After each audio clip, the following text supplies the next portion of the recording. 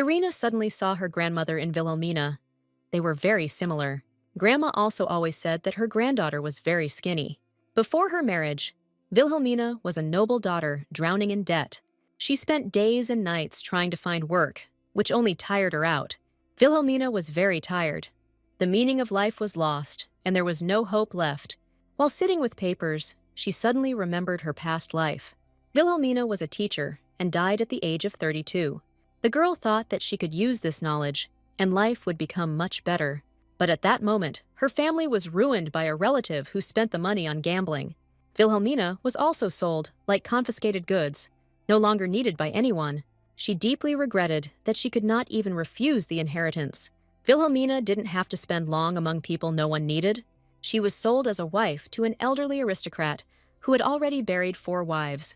That same day, she went by carriage to the estate where he lived. After reading the letter, Vilhelmina learned that this was the most influential noble family in the West. She thought the best thing would be to just run away, but she was afraid that it wouldn't work. Upon arrival, the butler informed the girl that the owner had died. Vilhelmina could not believe it. Before she could get married, she became a widow, the widow of the most influential noble family in the West. The wedding did not take place. Vilhelmina was simply put in a separate estate, and 2 months have already passed. The girl had lunch and enjoyed every day and her free life. The maid, Anna, said that she should have dined with the Duke, but Vilhelmina didn't want this at all, and said that she was happy with everything now. Anna did not insist on her proposal any further, and they simply talked.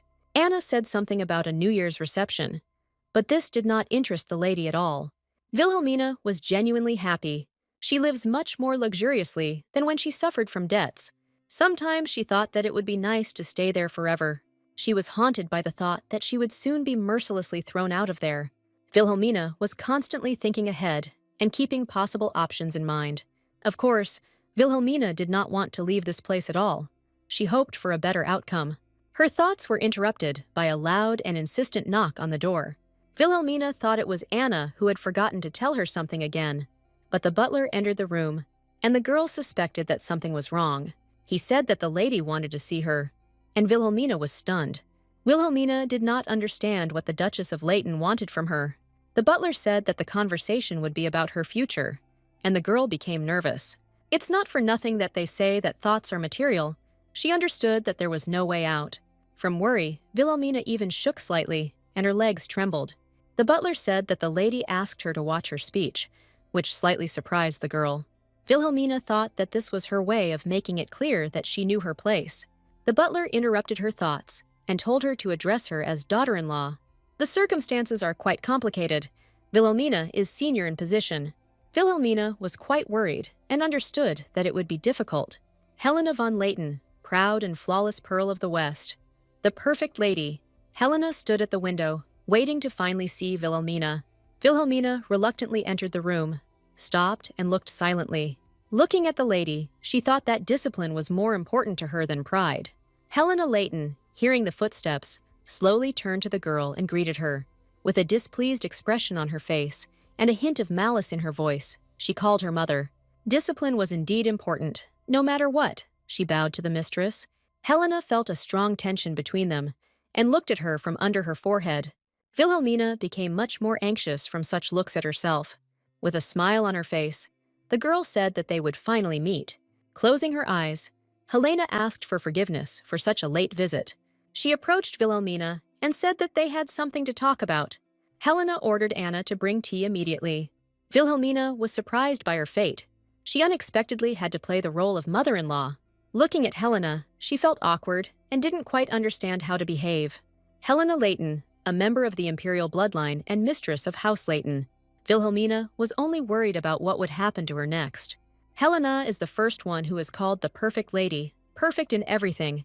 She is known as a high society star, a role model for all girls. Helena, without looking up, asked Vilhelmina how she had been doing all these days. Vilhelmina understood that she could not have imagined anything better for herself. The lady said that she had been busy all day and had no time at all. The girl thought about her words, as if she was trying not to offend her. There was silence in the room and a really tense atmosphere. Helena said that the first thing to discuss was plans for the future. Vilhelmina realized that the moment she had been dreading had arrived. Helena said that they want to accept her as a full member of the Leighton family. Wilhelmina clearly didn't expect to hear such words. She even screamed in surprise. She didn't understand anything, because she was sure that they would simply show her the door. Helena added that after that, they want her to take part in the New Year's Eve reception. Although Wilhelmina had never appeared in high society, she understood how important it was for them. She became very nervous and even began to clutch her dress in her hands. Wilhelmina sat there in confusion and didn't know what to do. As much as it pains me to admit, she is most likely a stain on the reputation of the Leighton house. Wilhelmina thought that it was unlikely that all this was due to some kind of pity.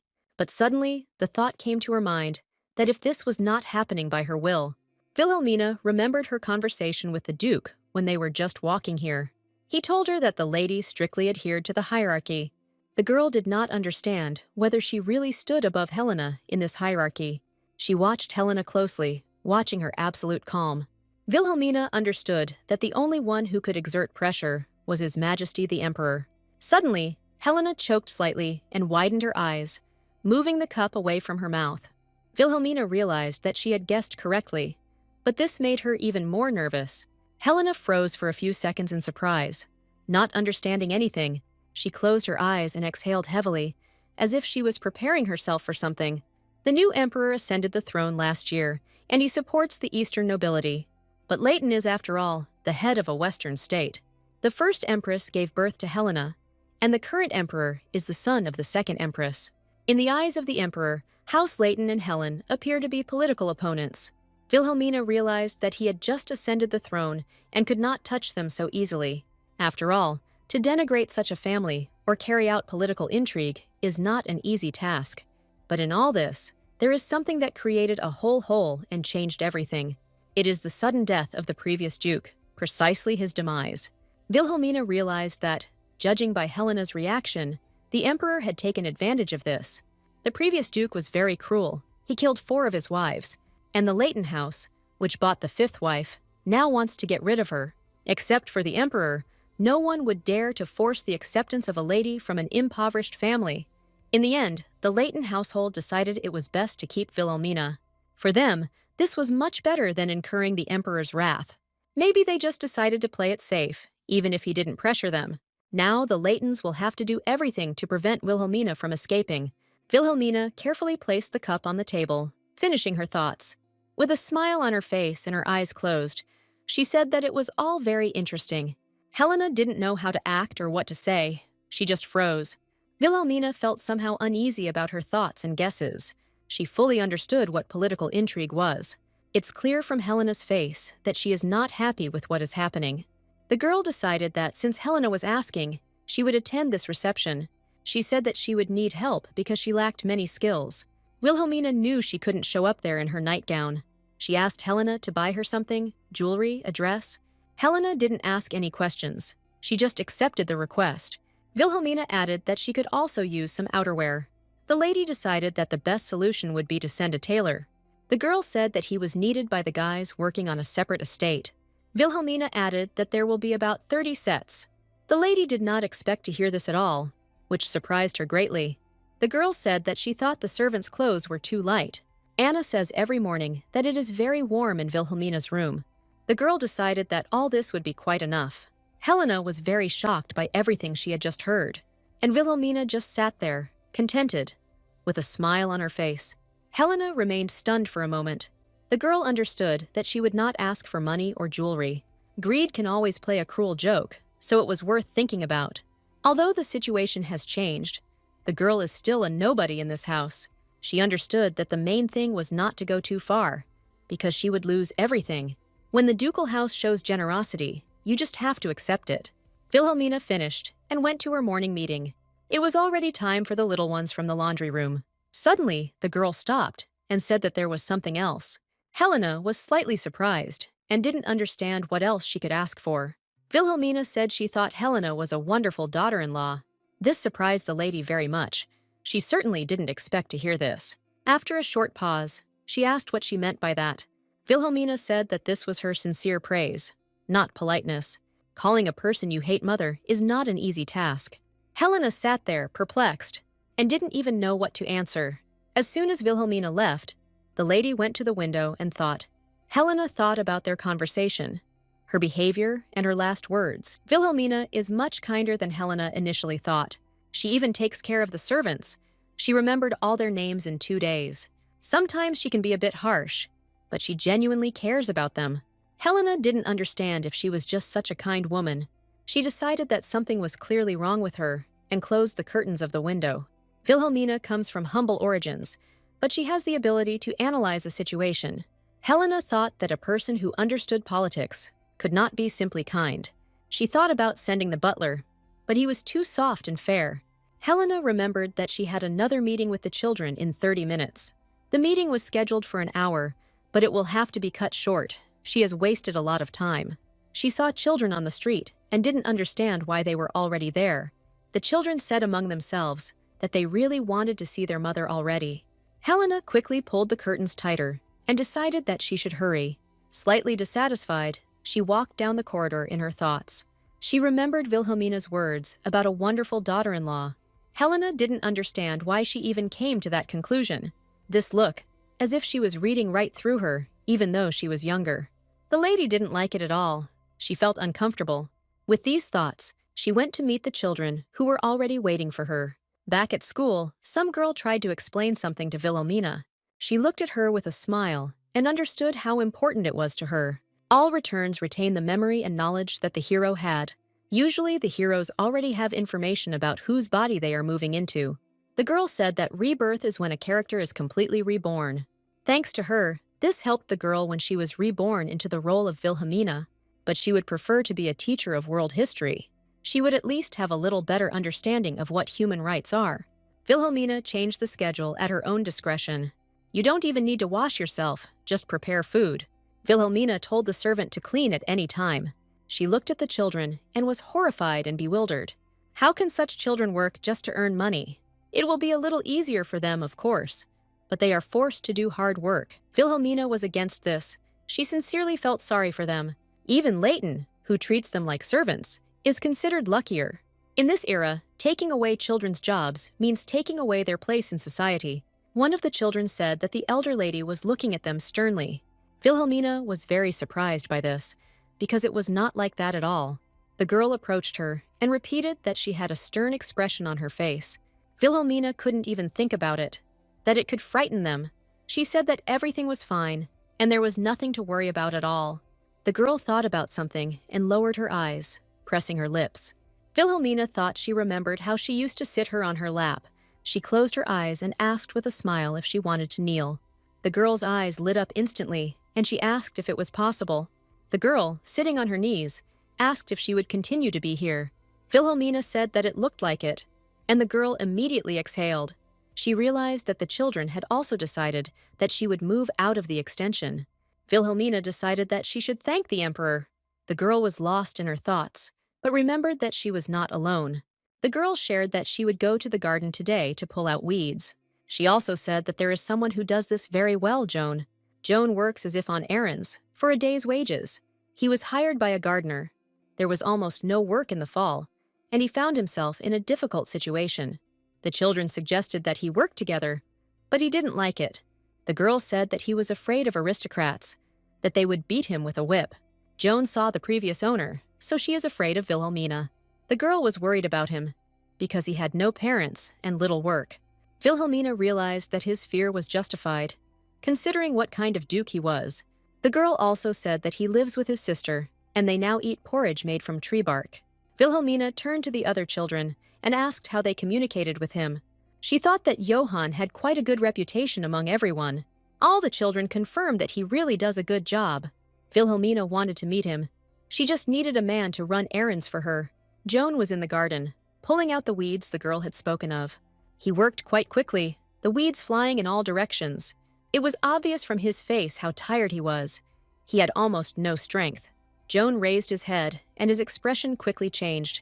Seeing something, he frowned and clenched his fist near his face. He lowered his hand down weakly and began to look ahead. Without taking his eyes off it, he repeated to himself that aristocrats could not be trusted. After that, his fists clenched even harder in anger. He remembered how he hid his face and asked the Duke for forgiveness. The Duke was his stick because Joan accidentally got his boots dirty. Just because he didn't pull out one weed, he was beaten like an animal. He was afraid that if he was killed, Lily would be left alone. Joan understood that no matter how important money was, life was more important. All this time he stared at Wilhelmina.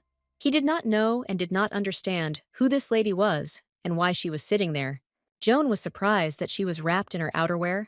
He decided that it was none of his business, and he needed to continue working. As luck would have it, there was a bunch of weeds right where Wilhelmina was standing. He decided to approach her, taking the first step very hesitantly.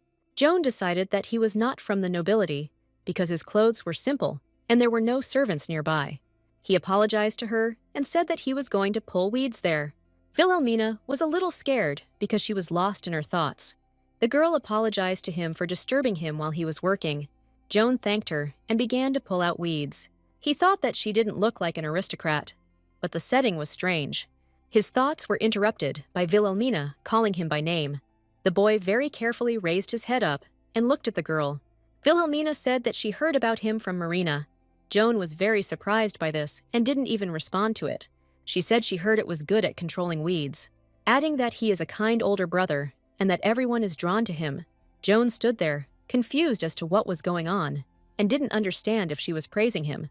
Wilhelmina sat down next to Joan and just looked at him. The boy noticed that she had a pleasant smell, not like the one usually found among aristocrats. It was the sweet scent of oil and medicinal herbs.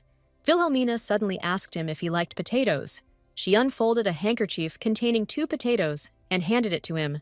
Joan immediately understood what this pleasant aroma was coming from and recognized it. The same as when my grandmother and mother were still alive, so dear. She said that if he had a hard time cleaning it, she could help. Wilhelmina offered him some more cinnamon tea, and they went to a bench. Their conversation was quite pleasant for Wilhelmina. Although Joan was very wary, they never became close.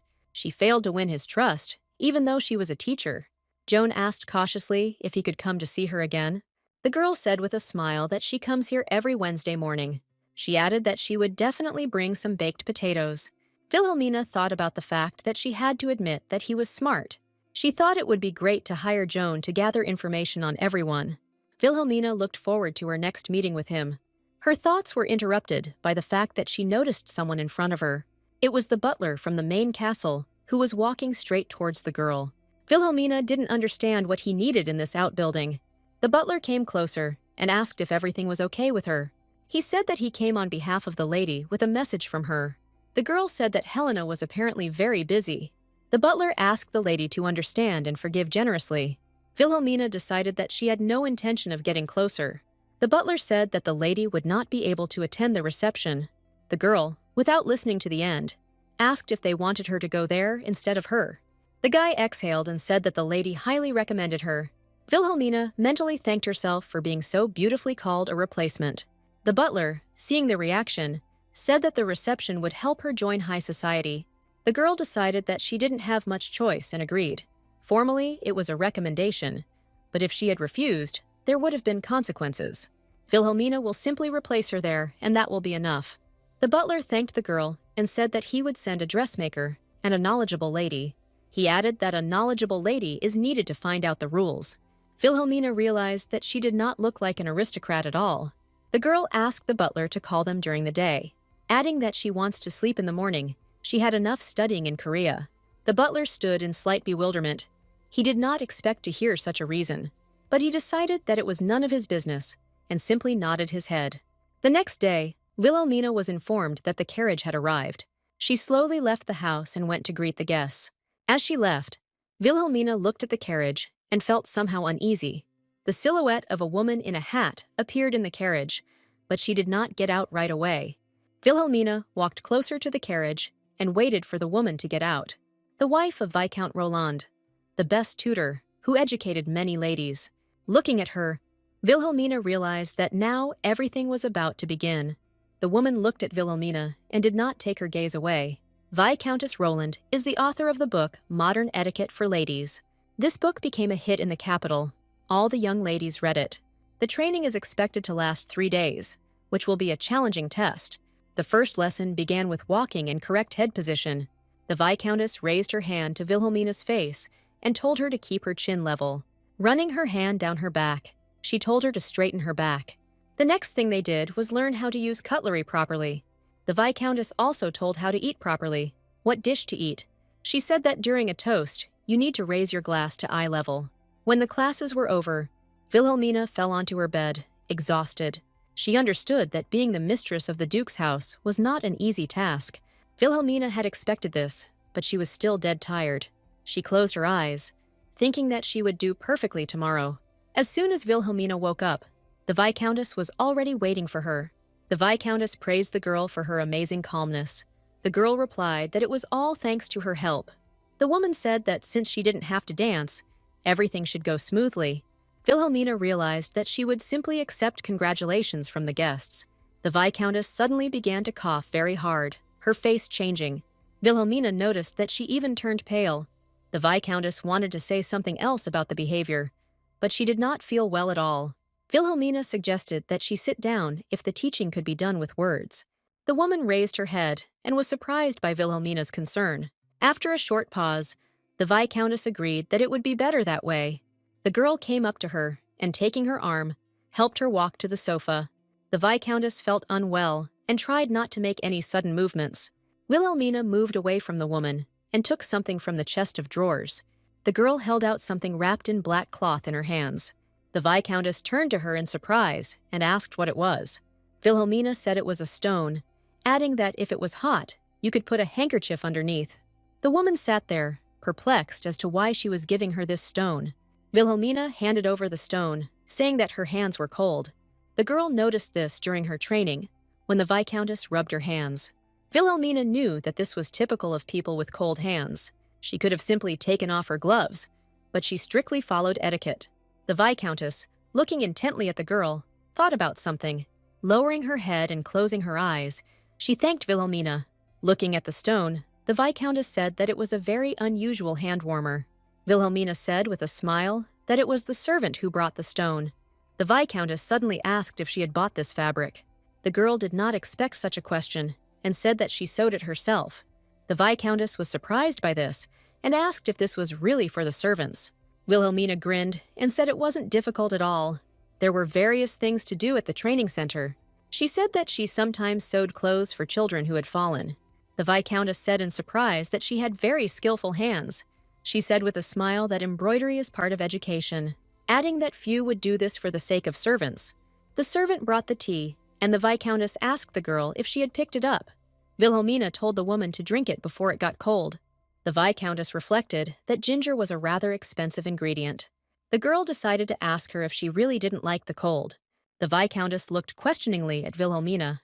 The girl said that in the Western lands, the climate is colder even in autumn. She added that it was easy for her to tell from her clothes how much she felt the weather. Wilhelmina also said that she also can't stand the cold. The Viscountess began to feel much more comfortable with such warm conversations. She carefully extended her hands towards the tea with ginger and dried fruits. After taking just a couple of sips, the Viscountess couldn't tear herself away. Wilhelmina watched the Viscountess silently, lost in her thoughts. Suddenly, the woman said that she wanted to sum up the training. The Viscountess began by saying that she had been teaching ladies etiquette for several decades. How to hold a fan correctly, what drinks can you drink? Wilhelmina didn't quite understand why she was saying this. The Viscountess said she realized that true learning could not be conveyed in words. Hearing this, Wilhelmina began to understand where she was heading. She remembered herself when she was still a teacher. Remembering how she made comments about phones and headphones, what she did could be called reflection, and what the Viscountess did could be called rather painful contemplation. The Viscountess said she would like to speak of duty and dignity. She would like to teach the lady to be an example to others as an aristocrat. Wilhelmina was afraid for her, because the Viscountess was trying to get up. The Viscountess approached the girl and carefully took her hands. She stroked the girl's hand very slowly with her thumbs. Wilhelmina looked at her hands and didn't understand why she was doing this. The Viscountess said that the girl had a way of thinking that she was unable to teach, adding that she had been observing her good deeds for all 3 days. Wilhelmina had no idea what kind of good deeds she was talking about. The woman said she also noticed the expressions on the maids' faces. When they served Wilhelmina, they were not afraid of her at all. The looks of the servants who watched with concern as the Viscountess scolded her. She said that Wilhelmina had the most important quality, and therefore the training ends. There will only be 40 nobles at the Margrave celebration, which is quite surprising. The Margrave of the Western lands is a family as ancient as the ducal houses. Vilhelmina could not understand why such an event was being held in a small circle. The Viscountess told her that, officially, the Western lands were still in mourning. It's as if this means that no one actually thinks that way.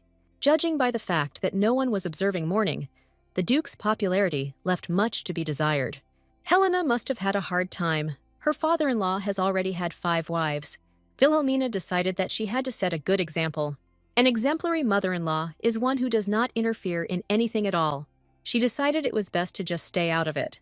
Vilhelmina's thoughts were interrupted by a servant who entered the room. Vilhelmina realized that the holiday was coming soon, and it was time to go. The girl went to the main building, and upon entering, she stopped abruptly. She noticed the guy who was standing with his back to her. Vilhelmina realized that it was the Duke, and he turned out to be much younger. The Duke looks more like a startup CEO. They say Leighton once strayed from the imperial family. Vilhelmina thought about the fact that this was her first meeting with her stepson. She thought that perhaps he felt repulsion towards her. The Duke turned his head slightly to the side and noticed Vilhelmina. He cried out with delight that he didn't even notice his mother right away. Hearing this, Vilhelmina was taken aback. The Duke introduced himself as Michael von Leighton and said he was very pleased to meet him. Vilhelmina saw the smile on his face and calmed down a little. The Duke noticed his mother's anxiety and laughed awkwardly. Vilhelmina said that she was also glad to meet him, but she didn't understand what it was. It's more like a class leader welcoming a new student. But it was nothing like the first meeting with my stepmother. The Duke apologized for not being able to offer due hospitality. Vilhelmina hadn't felt such a tense situation for a long time. He said he couldn't come because his wife said it would take time to get used to it. Vilhelmina thought it would be better not to mention it at all. Turning away slightly, she wondered whether he had understood his wife's words correctly. At such moments, they usually look at the butler's reaction. Looking at him, the girl realized that there was no point in this. The new head of state must not be too accommodating to his stepmother. The Duke said he was glad to see her in good health and asked how she was getting on in the outbuilding. Vilhelmina wondered if he was being too naive. The guy stood with a smile on his face, waiting for an answer. The girl decided that she shouldn't give in to his mood. The Duke said he was worried that the place where she lived was so far away. He added that if she wanted, she could move to the main castle. Vilhelmina said that everything was fine, and she would stay there.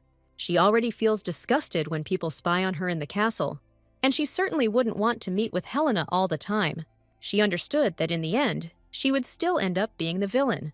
The Duke wanted to say something in return for this proposal, but he was interrupted. It was the servant who said that everything was ready for the reception. Vilhelmina heard this and became very nervous. The Duke extended his hand with a smile and said that it was time for them to go. Vilhelmina looked at her hand with displeasure and remained silent.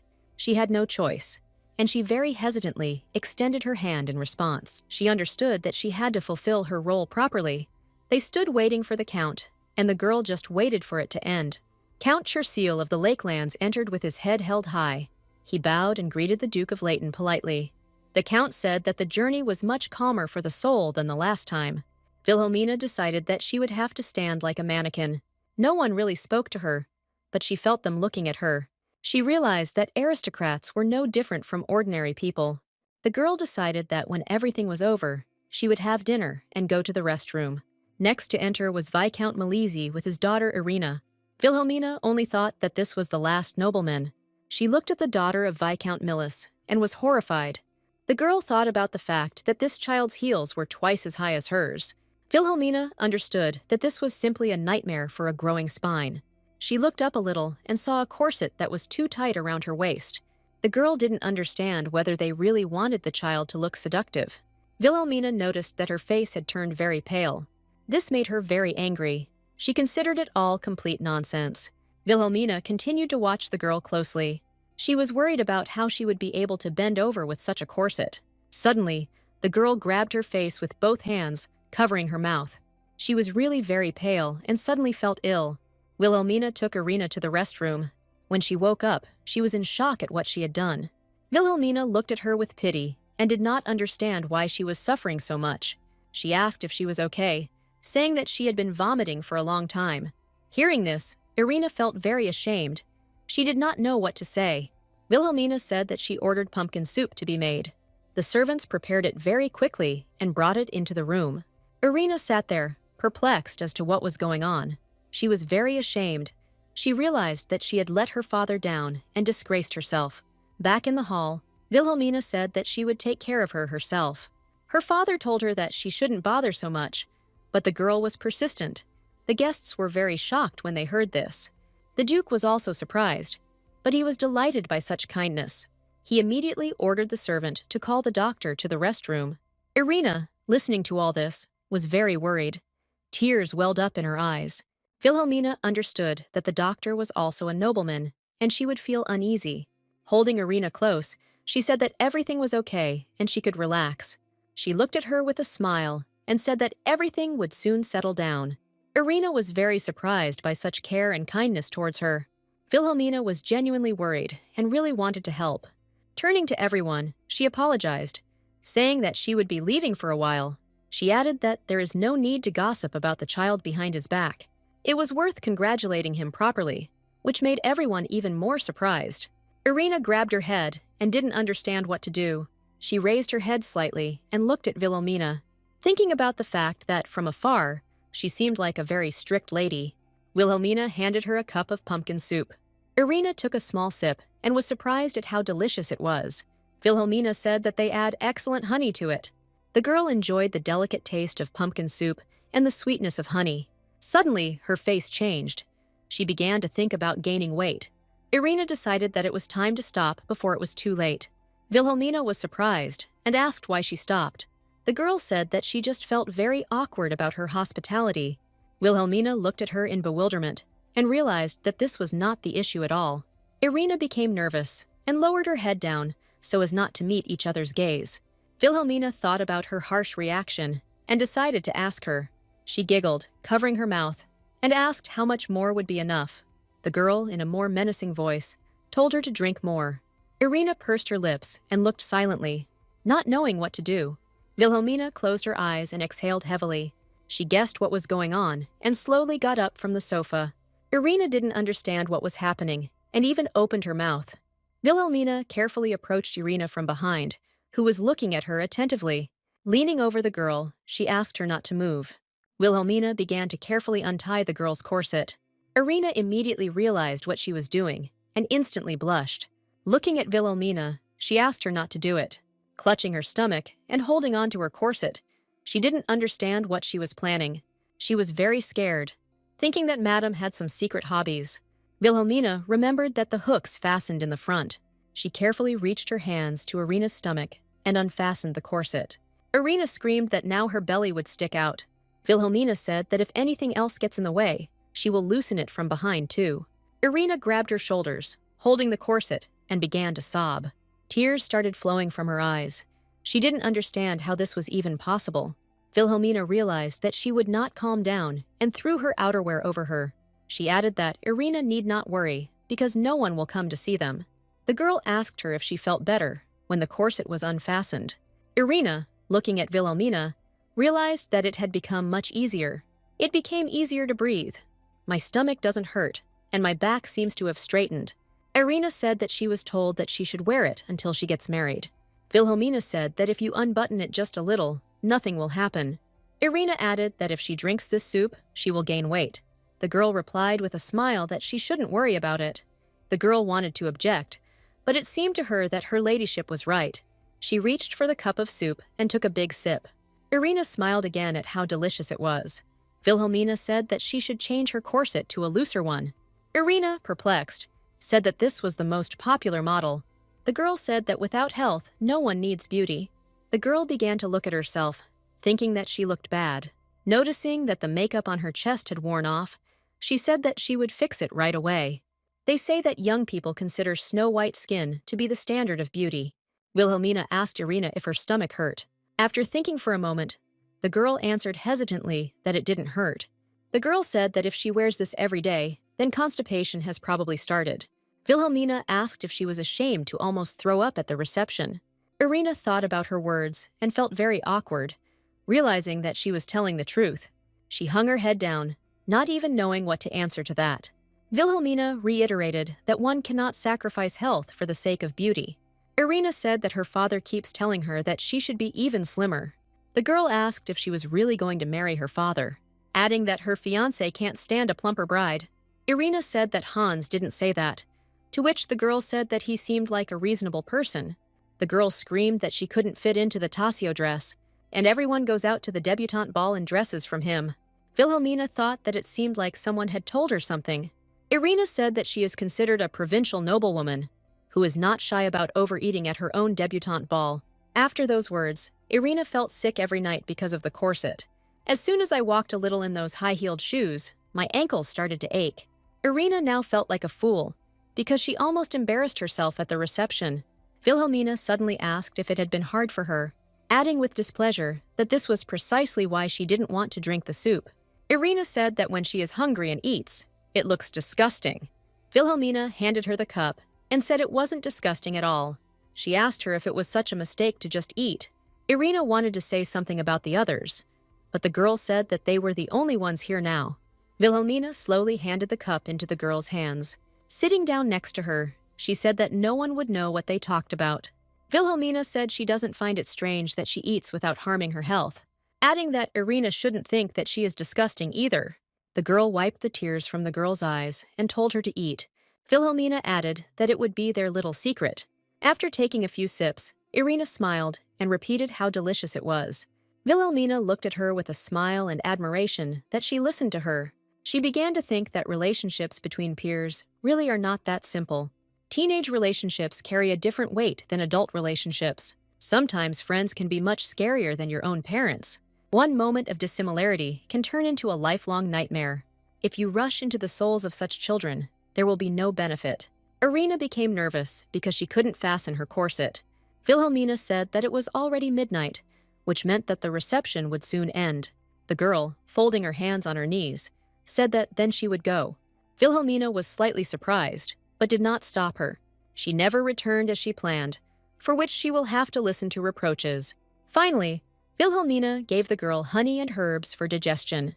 Irina asked with a smile if she could come to her again, adding that he just wanted to visit in person, not to attend an appointment. She lowered her head because she was very nervous waiting for an answer. Vilhelmina didn't know if she had the right to invite guests. There were all sorts of rumors about her among the nobility, and she wondered if she would harm her. She remembered a conversation with the Viscountess, who had just been talking about the meetings, giving an example that you can arrange a simple tea party. Vilhelmina was very surprised at what she heard at that moment. The Viscountess said that the purpose of such meetings is to establish connections. Vilhelmina didn't quite understand her and asked what that meant, making friends. The Viscountess took the girl by the hands and laughed slightly. She said she meant she needed to get support.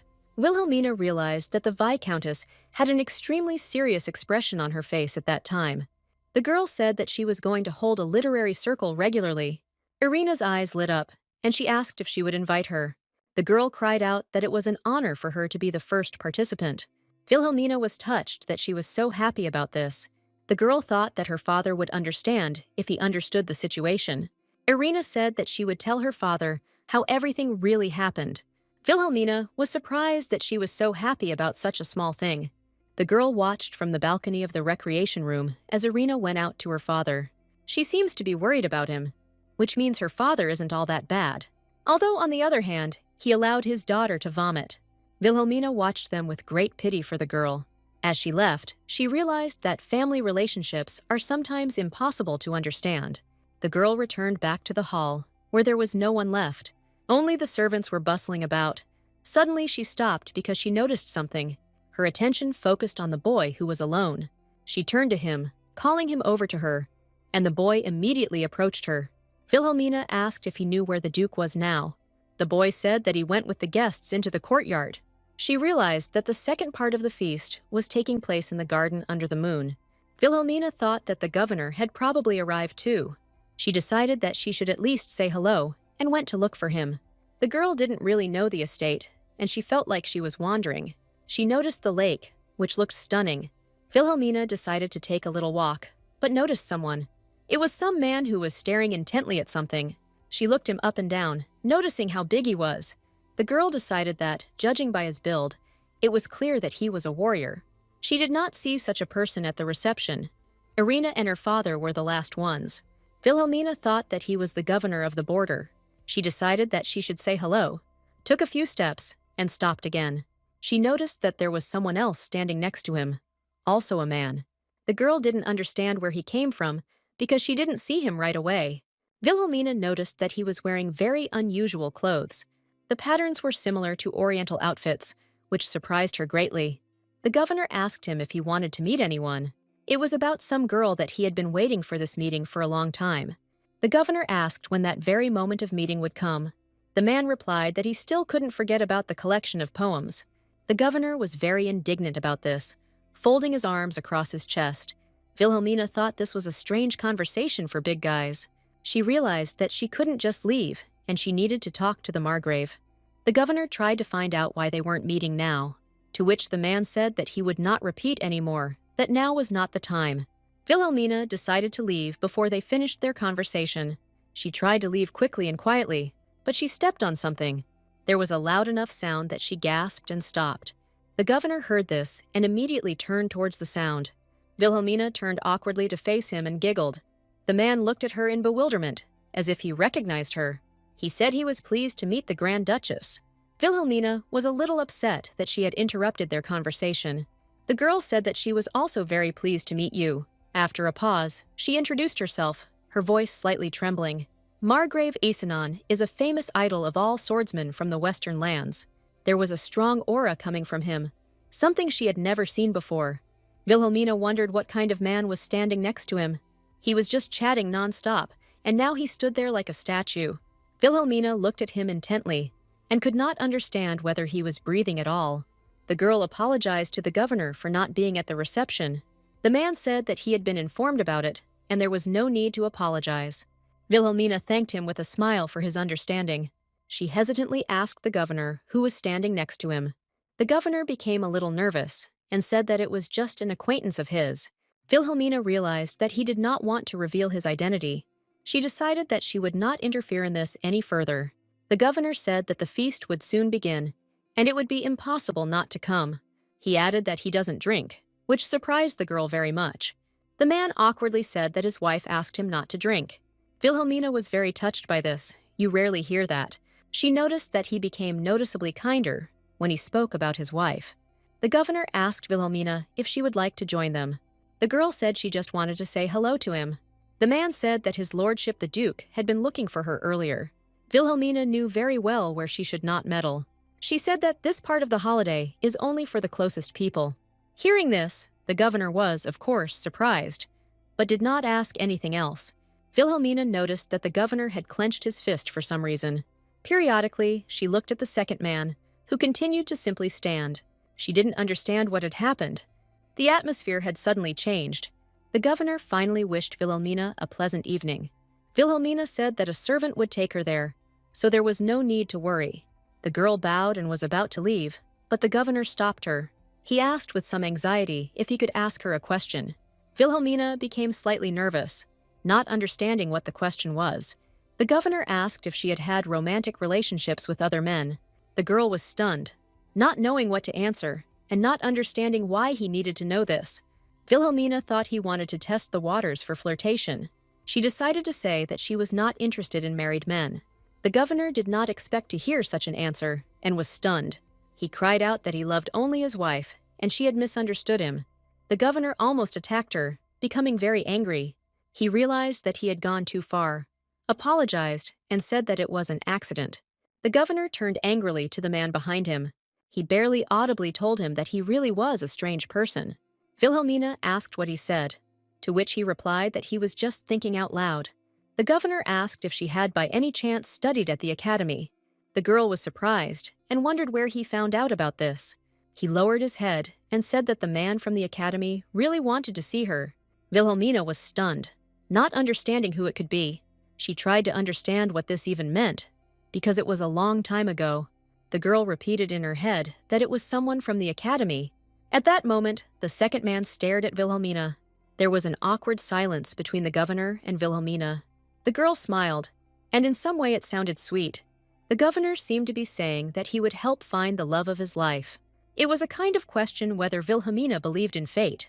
With a smile on her face, she said that she was not interested in new religions. The governor was already uneasy asking such questions and then receiving such answers. He looked at the girl from under his forehead and asked her not to make fun of him. The girl giggled and said that she had not had any relationships at the academy.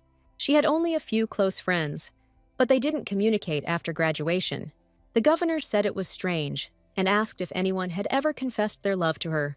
Vilhelmina said with a smile that he was simply confusing her with someone else, to which the governor said that it was unlikely that there was another such strange person. Vilhelmina wondered what he was trying to hint at.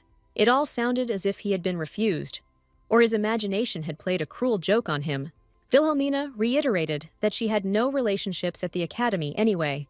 The governor said that it was strange that no one even confessed their love. The girl looked upset and said that she also thought she would be popular. The man no longer knew what else to say and fell into a stupor. The atmosphere between them was very tense, and Vilhelmina only giggled. She thought that she should have spent more time studying. Vilhelmina thought that she had interested the man in the helmet because he kept looking at her. She thought he was just curious about what was going on. Vilhelmina stopped abruptly and stood there in bewilderment. Approaching the house, she noticed a servant and a girl on the steps. As soon as the girl noticed the lady, she screamed with joy. She threw herself into her arms, overjoyed that she had returned. Anna asked in surprise why she was all alone. Because it was dangerous.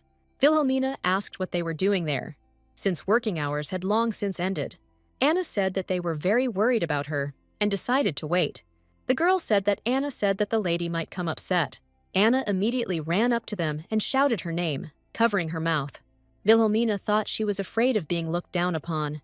Marina smiled and said that she really was worried. The lady thanked her and said that everything went well. Anna said with a smile that she was very happy for her. Vilhelmina extended her hand to Marina and asked if she had been waiting for her too. They took each other's hands and went into the house, Marina adding that the lady was very beautiful. This is the evening dress that Vilhelmina's girlfriend sent her. The fabric is the same color as her hair, large gemstones. The girl thought that Helena had tried very hard. Even though she wasn't particularly happy with her, she took care of her. Vilhelmina herself admired the beauty of this dress. Marina said that it was she who shone in him, like the stars in the sky. Vilhelmina said it was time to go into the house, drink some warm milk, and go to bed. Anna said with a smile that she would prepare everything now. The girl added that she should take a glass for herself, so that everyone could drink together. Anna felt both pleased and awkward at the same time. After all, she was a servant. The party was fun, but nothing compares to home. At this time, the governor was walking through the garden of the Duke's estate. Turning back slightly, he asked the man if he was worried. The man in the helmet said it was even stronger than usual. The governor exhaled with some displeasure, not understanding this. A man cannot breathe calmly in front of one woman. He asked why he didn't take off his helmet and say hello. The man said hesitantly that this was not how he wanted to meet her. The governor did not understand him. Either he was stubborn or too sentimental. In any case, he did not deny that Vilhelmina was indeed beautiful. She acts confidently, as if she were the mistress of this place. The governor said that he would support him for the favor shown, adding that you still shouldn't leave your place unattended. Hearing this, the man carefully removed his helmet. He had beautiful black hair and a deep, serious look. He thanked the governor with displeasure for the advice. The governor said Jake would be disappointed to see him like this. The guy chuckled and said it was just for camouflage. The man said he still needed to say hello to the Duke of Leighton. The guy said that he came to congratulate the Margrave, and now he would return home. The Duke greeted them with a smile, saying that he was very glad to see them. The governor began to think that the Duke hardly shared his feelings. The guy lowered his head, and his hair almost completely covered his face. The governor was a little upset that they didn't have time to have a drink together. He bowed before the boy and wished him all the best. The guy began to walk away slowly and stopped abruptly, turning his head slightly. The guy finally asked the governor to keep an eye on her. The governor, without answering this, bowed after him. Vilhelmina met with Yoan the next day. She asked him if he thought the Golden Track was the most successful guild. The Golden Track, a new trading guild that has received a noble title. Vilhelmina remembered the situation with the girl who also said something about this.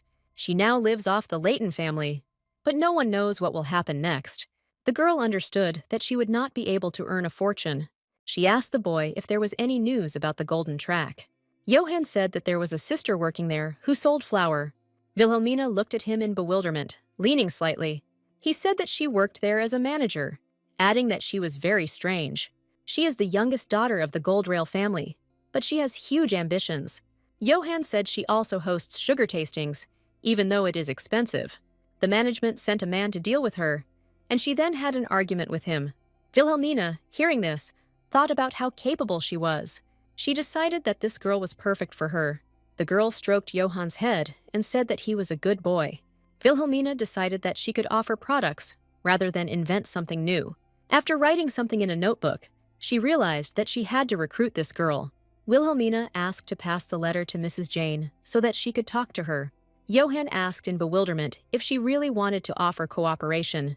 The girl thought with a smile that they should first get to know each other, and time will tell. The boy didn't quite understand what she was talking about, but he wished her luck. Wilhelmina stroked the boy's head again and thanked him. Johanna was even slightly frightened by such incomprehensible actions. The boy stood up and said that it was time for him to go and do his gardening. Wilhelmina invited him to go for a walk together. She needed to meet the Duchess. Hearing this, the boy became stupefied, as if he was scared. The girl understood that they would probably discuss the incident at the reception. Wilhelmina didn't even come to the reception as the head of the family, and even left.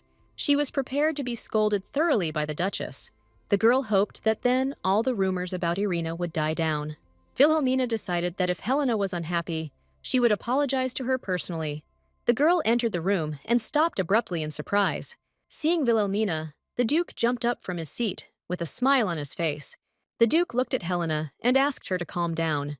Wilhelmina walked to the table, and the Duke said with admiration that they were finally together. The Duke asked what kind of tea she would like, adding that he would brew it himself. Wilhelmina noticed his wife's menacing gaze on her. Looking at the Duke, she realized that this child lived in his own world. She remembered the girl who once told her that there was no need to avoid villains. The Duke asked if she would like to have lunch with them, and Helena closed her eyes in anger. Wilhelmina understood that she would not be able to avoid the Duke. When she first saw Michael, she thought he was pretending to be a simpleton. The Duke stood with a smile on his face and asked to try the tea. Wilhelmina looked at him intently, realizing that he really was a child. She thought about the fact that he didn't even understand the obvious hints. Michael doesn't even support his wife in her quarrel with her mother-in-law. The girl realized that she was in a very difficult situation. The Duke suddenly cried out that he wanted them to talk all together. He bowed his head and said that he would like to talk to her alone. Wilhelmina was horrified by such provocations for her wife. She said that there were already a lot of people watching them, so it wasn't worth it. Michael was slightly surprised, but he didn't stop smiling. The girl sat there in bewilderment, that he didn't understand anything at all. Looking at Helena, she noticed that she had calmed down a little. Helena watched Wilhelmina closely and listened attentively to everything. Wilhelmina asked me to simply write her a letter next time. Michael objected that he could not send dry letters to his family. He added that they needed to spend more time together, which made the girl feel sick. Helena interrupted him, saying that she wanted to talk about the recent reception. The Duke asked with a smile if she wanted him to give in to her. Looking at Wilhelmina, she wished them a good conversation. Helena was uncomfortable with all this. She exhaled heavily and loudly. Helena began by saying that she had heard of a young lady from the family of Viscount Millis. Wilhelmina had a feeling that she had been through something like this before. The girl said that it was just a small mishap. Helena hung her head and said that because of this, she didn't even congratulate the Margrave. Wilhelmina understood that it could be considered that she was not there at all because of this. Helena looked intently into Wilhelmina's eyes and remained silent. She took out the letter and extended her hand to the girl, saying nothing. Wilhelmina didn't understand who it could be from or what was written there. Helena said that the young lady sent her a thank you letter, adding that this disgrace could become a big black mark on her reputation. She said that the absence of the head of the family at the reception is also a big problem. The Duke wanted to intervene, but Wilhelmina stopped him, because Helena had not finished. Helena lowered her head and exhaled heavily again, closing her eyes. She said she wanted the girl to organize the next appointment herself. Wilhelmina was stunned, not even knowing what to answer to this. The next reception will be in honor of the soldiers and knights of the Margrave's border. Hearing this, The girl thought that they were giving her a chance to fix everything. Its absence can be seen as a sign of disrespect for his army. This is just a show, but it will help her shut the gossips' mouths. Then Leighton will have no reason to criticize Wilhelmina. The girl understood that they were in an awkward situation because of her, and agreed. Helena said she would announce the date and location of the reception later. Wilhelmina wanted to say something else, but Michael interrupted her. The Duke again suggested they have some tea if they had finished already. The girl wanted it all to end as soon as possible. Helena said that she made herbal tea for a cold, adding that he really hoped that she would like him. Wilhelmina did not understand how Michael managed to successfully manage the estate. He held out a plate of various cookies, telling her to help herself. Looking at the Duke's face, one becomes afraid for the future of the duchy. Michael is like an open book. Everything is clear and understandable. The girl told her that usually people like him are strong in something else. Wilhelmina decided that he had deliberately created such a carefree image. Their tea party was interrupted. Someone knocked. The Duke immediately told them to come in. The butler said that he had an important letter for the master. The Duke bowed and wished Wilhelmina a good time. As he was leaving, he turned to Helena and said that he would be back soon. Wilhelmina thanked Helena for the tea with a smile, but she interrupted her. Helena paused briefly and slowly placed her cup on the table. She said that Viscountess Roland spoke very highly of her, adding that although Wilhelmina does not know all the rules of etiquette, she has a very kind heart. The girl admired the amazing effect of ginger tea. Helena praised her, adding that she should keep up the good work. Wilhelmina was surprised and took this as obvious mockery. They continued to stare at each other for a few more minutes. Michael has left, so Helena doesn't need to be polite to her. Looking at her, she wondered what she was doing on purpose to make her angry. Wilhelmina even froze for a few seconds in bewilderment, but then she giggled and said it was cute. The girl didn't care what Helena thought about her and what feelings she had. Wilhelmina has met many different people in her life, especially in the modern world, where there was no class division. She told Helena that she promised to become a worthy Grand Duchess. Finally, she said that conflicts between them could destroy the family. Helena looked at the girl leaving and said nothing. Wilhelmina had a couple more things to do before the New Year's celebration. Jane from the Golden Track arrived at Wilhelmina's estate. The girl bowed and said that she was very pleased to meet her. Wilhelmina, with a smile on her face, also introduced herself as Jane. Anna brought tea as soon as they entered the room. The girl said that she was a good girl and allowed her to go. As soon as Anna turned away from the lady, she bumped into someone. Wilhelmina turned her attention to him, not understanding who it was. Anna apologized awkwardly, lowering her head. The mysterious tall man simply remained silent in response. The girl noticed that he looked at her and was surprised. Jane noticed this and said that it was her assistant, and there was nothing to be afraid of. Wilhelmina giggled and said that everything was fine. As soon as Jenny raised the cup to her mouth, her expression changed dramatically. She smelled a pleasant aroma and tried to figure out what it was. Wilhelmina said that it was quince and that it helped with colds. Ginger is an expensive product, so not everyone is served tea made from it. Jane enjoyed the unusual aroma and put the cup on the table. She said she had heard about the collaboration, adding that they were always ready to collaborate. Jane closed her eyes and said that she probably wouldn't be able to live up to her expectations. Wilhelmina thought about the fact that she didn't want to get involved with aristocrats. The girl said that she was not offering cooperation at all. She said with a smile that she wanted to invest in her business. Jane asked in surprise if she knew what she was doing. Wilhelmina said with confidence that she was selling grain and spices. You can get a stable income here, but you won't get rich quickly. Jane tries to break this stereotype by conducting various advertising campaigns. These marketing moves are way ahead of their time. But advertising aimed at the poor won't bring in much profit. Wilhelmina said she heard that Jane was selling flour to orphans, adding that she likes her kindness, so she wants to invest. Holding a flower in her hand, she said that their relationship was strictly business. Jane was stunned, not knowing what to answer. Taking the flower, she said that she hoped it would live up to her expectations. Wilhelmina said that she does not expect a big profit, that she needs a stable income. Jane asked if losing an investment wasn't a crime. Wilhelmina was very surprised by what she heard, not knowing that such a law existed. Jane was also shocked that this girl didn't know anything. When a trader receives an investment, he signs a contract with a guarantee of safety. If the merchant loses money, the whole family will go to jail. This is how the world of airy romantic fantasy collapses.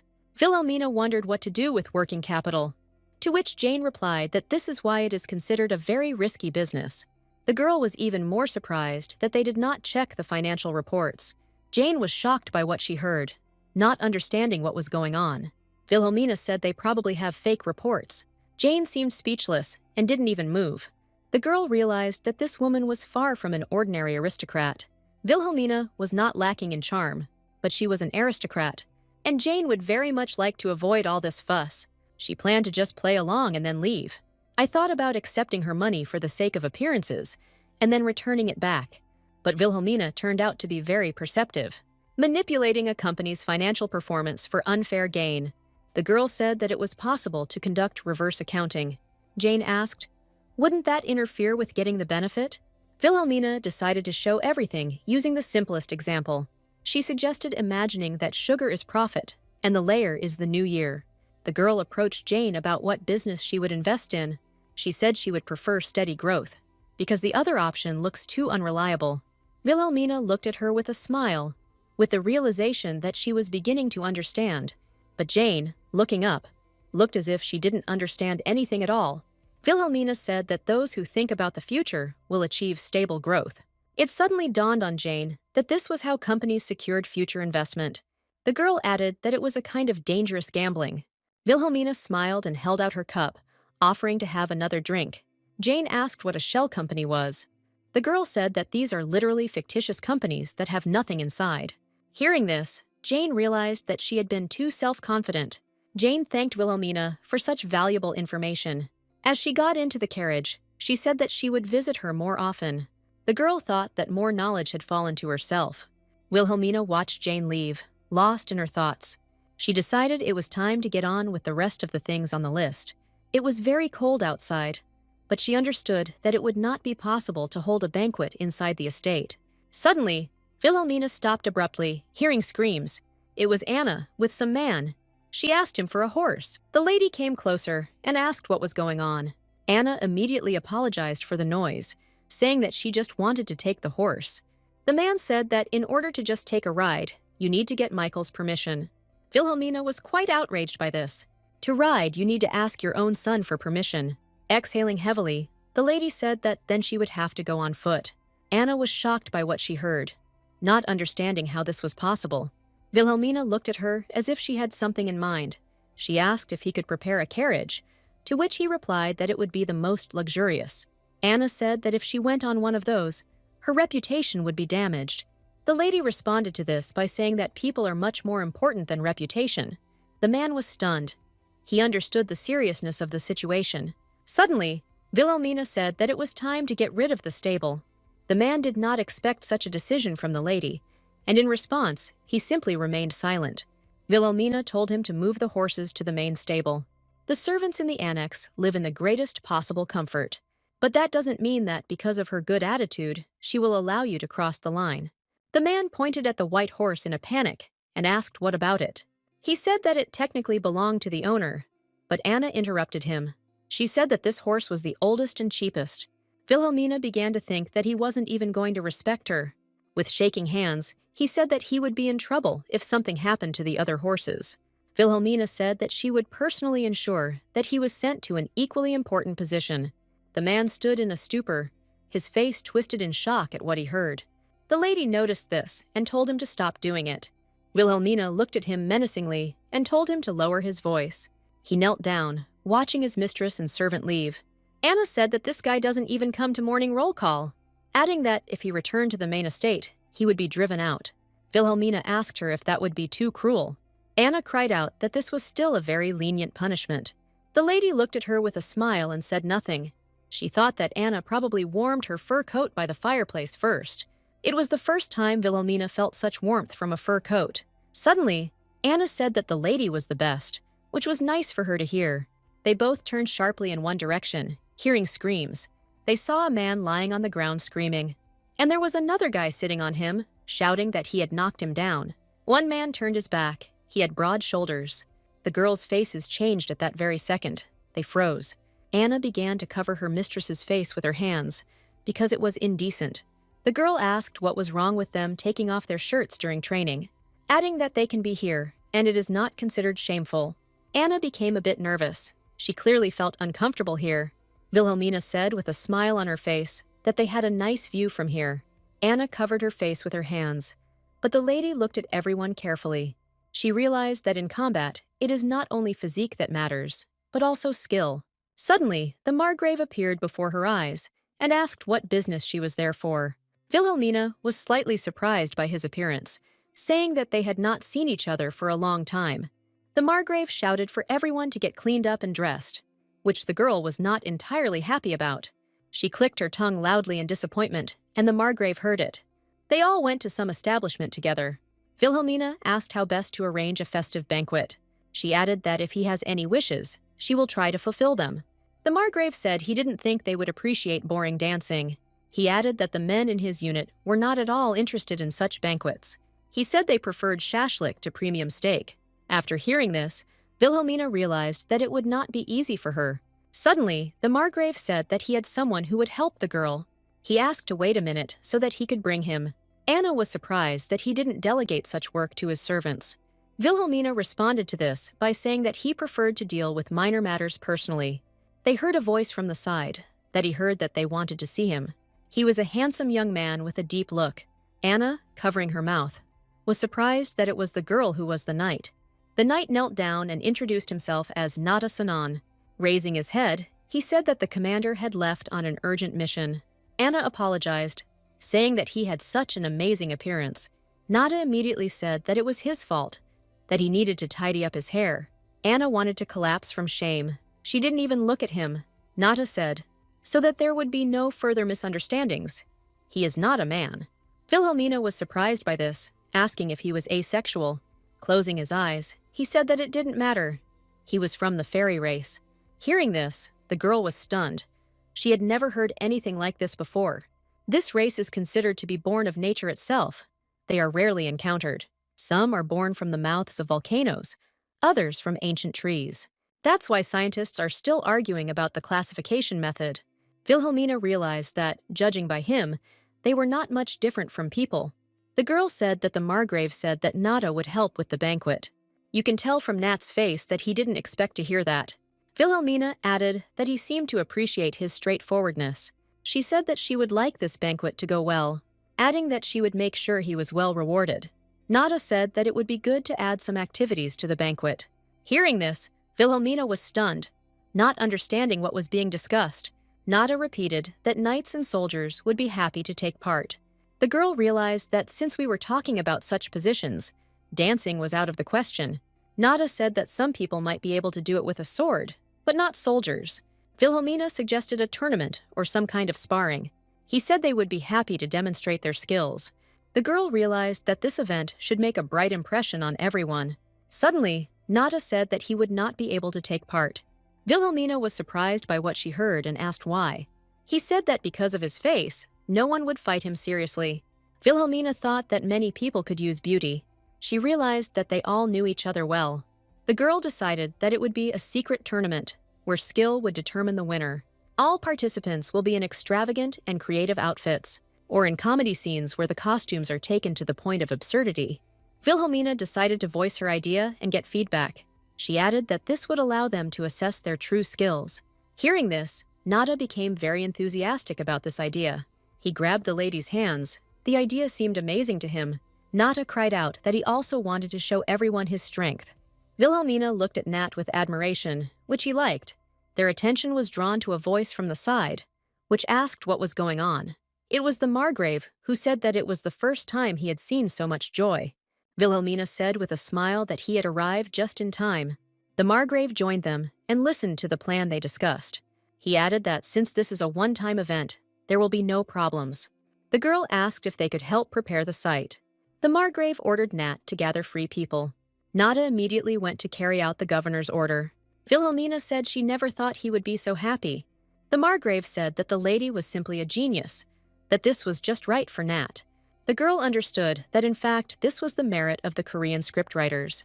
The governor hoped that this tournament would help improve Nat's relationships with others. Vilhelmina wondered what kind of serious problem he had. He said that those who stand out from the crowd always have a hard time. The Margrave added that he would soon retire. which surprised the girl. He said that usually knights serve for the rest of their lives. But with Nata, it's different. Nata was given a title, and after his resignation, he will be released. Vilhelmina asked if he wanted to find a master for him. The Margrave nodded his head, because if this was not done, he would become a vagabond. The girl asked about his skills, to which she heard that he was one of the best close combat fighters. Vilhelmina thought that there was no one stronger than the Margrave's army in the west. It's unfair to be the best fighter and not get everyone's approval.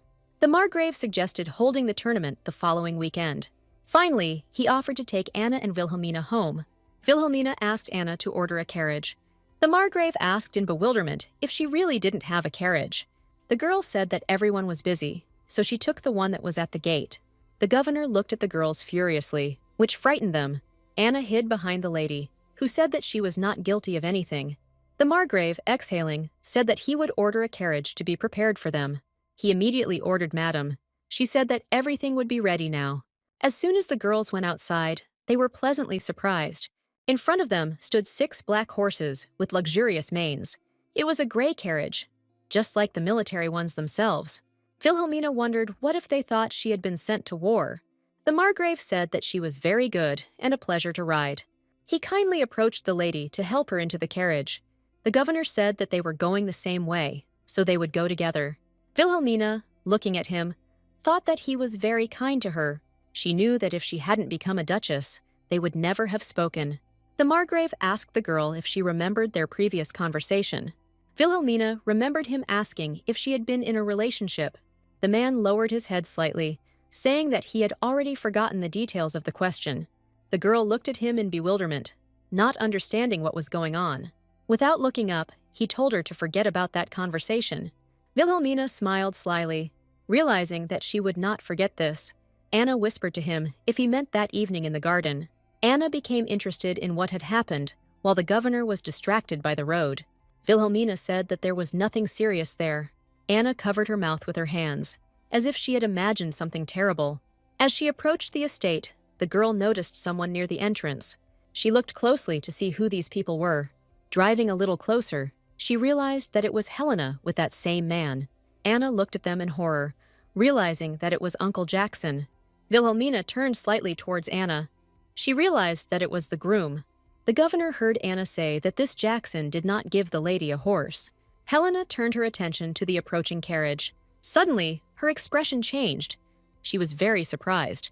The Margrave helped Vilhelmina out, saying that he had decided to personally take her there. He added that it was his duty as a knight. He could not abandon a noble lady. Vilhelmina was very surprised by such phrases directed at her. Helena looked at her mother with some animosity, and the girl wondered if he had just stood up for her. She even felt a little uneasy. She understood why and for what purpose. Vilhelmina understood that her position in the Duke's family was precarious. The Margrave looked at her and said that it was time for him to go. The girl, with a sweet smile, thanked him again and said goodbye. Even the Margrave would not spoil relations with the ducal family. Looking at the departing carriage, she hoped that everything would be fine. Her thoughts were interrupted by the memory of Helena behind her back. Vilhelmina, of course, knew that she would be scolded, but not to such an extent. She didn't understand what was wrong with his face, as if he was being led to the scaffold. Suddenly, Helena said that she would immediately prepare a carriage and horses for her. Vilhelmina asked what would happen to the horses that were kept in the outbuilding. Helena, closing her eyes, said that it was the Duke's property. She understood that Helena would buy horses that matched her status. Vilhelmina was about to leave when Helena called her.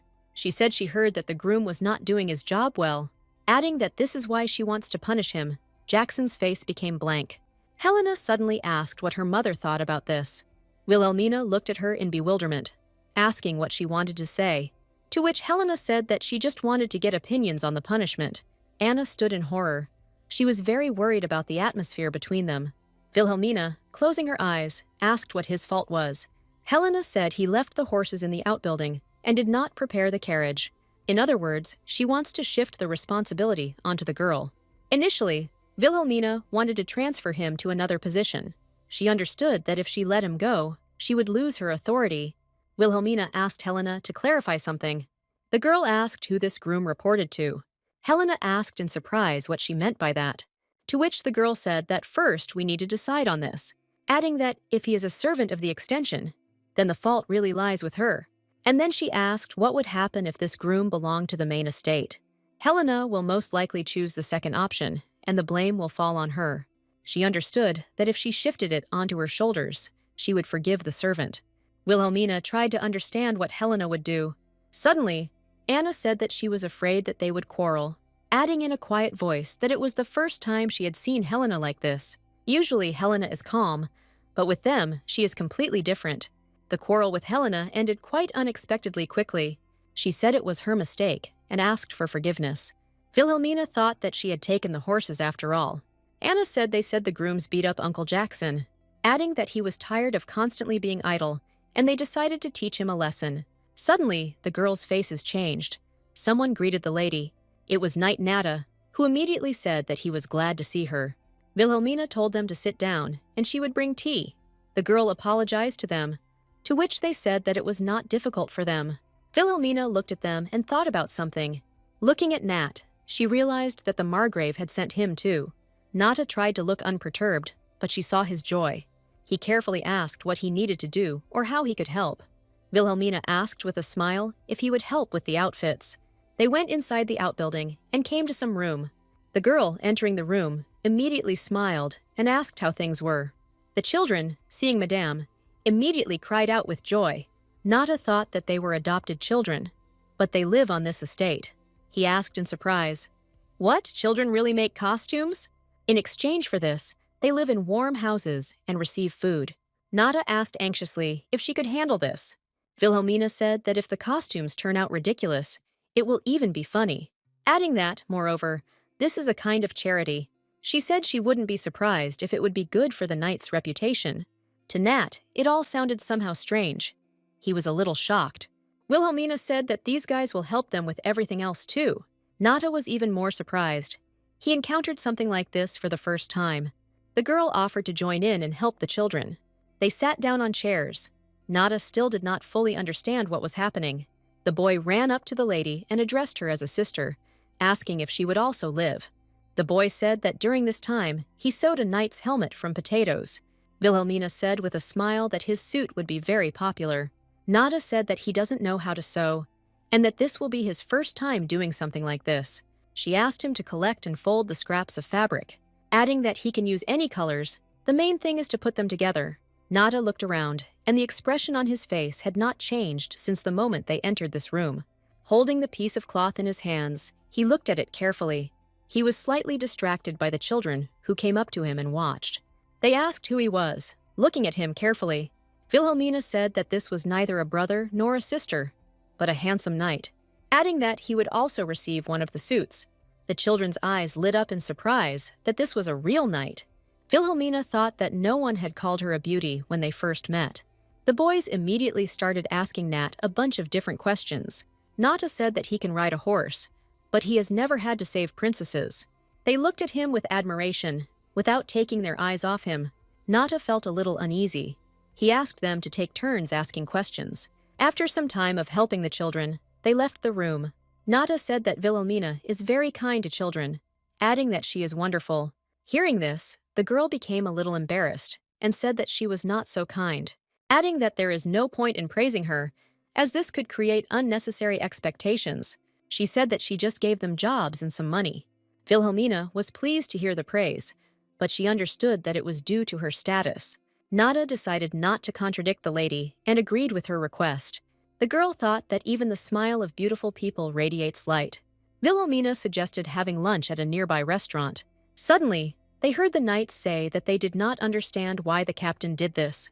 On the first floor, one knight asked why Captain Derek was helping Nat. The captain asked with a smile, "Was there really any problem with that?" Hearing this, Wilhelmina thought that this was very unfortunate timing. The knight said that Knight Nata despises all the trainees. Derek said that from what he heard, they were just jealous. It was clear from Nat's face that he was quite upset. They also talked about the fact that he doesn't come to training, but he trains in the morning. The girl realized that because of the sidelong glances, he had to leave earlier. The captain said that Natasha was an excellent diplomat, and there was no point in picking on her. Wilhelmina was very outraged by everything she heard. Derek reiterated that they would just have to live with it. As she walked down the stairs, Vilhelmina looked at them with disdain. The girl felt very uneasy that Nata had to hear this. He had no face. He felt out of place here. Vilhelmina looked at him and asked him to raise his head. Raising his head, Nata didn't even look at Madame. The girl asked him to make sure he won the tournament.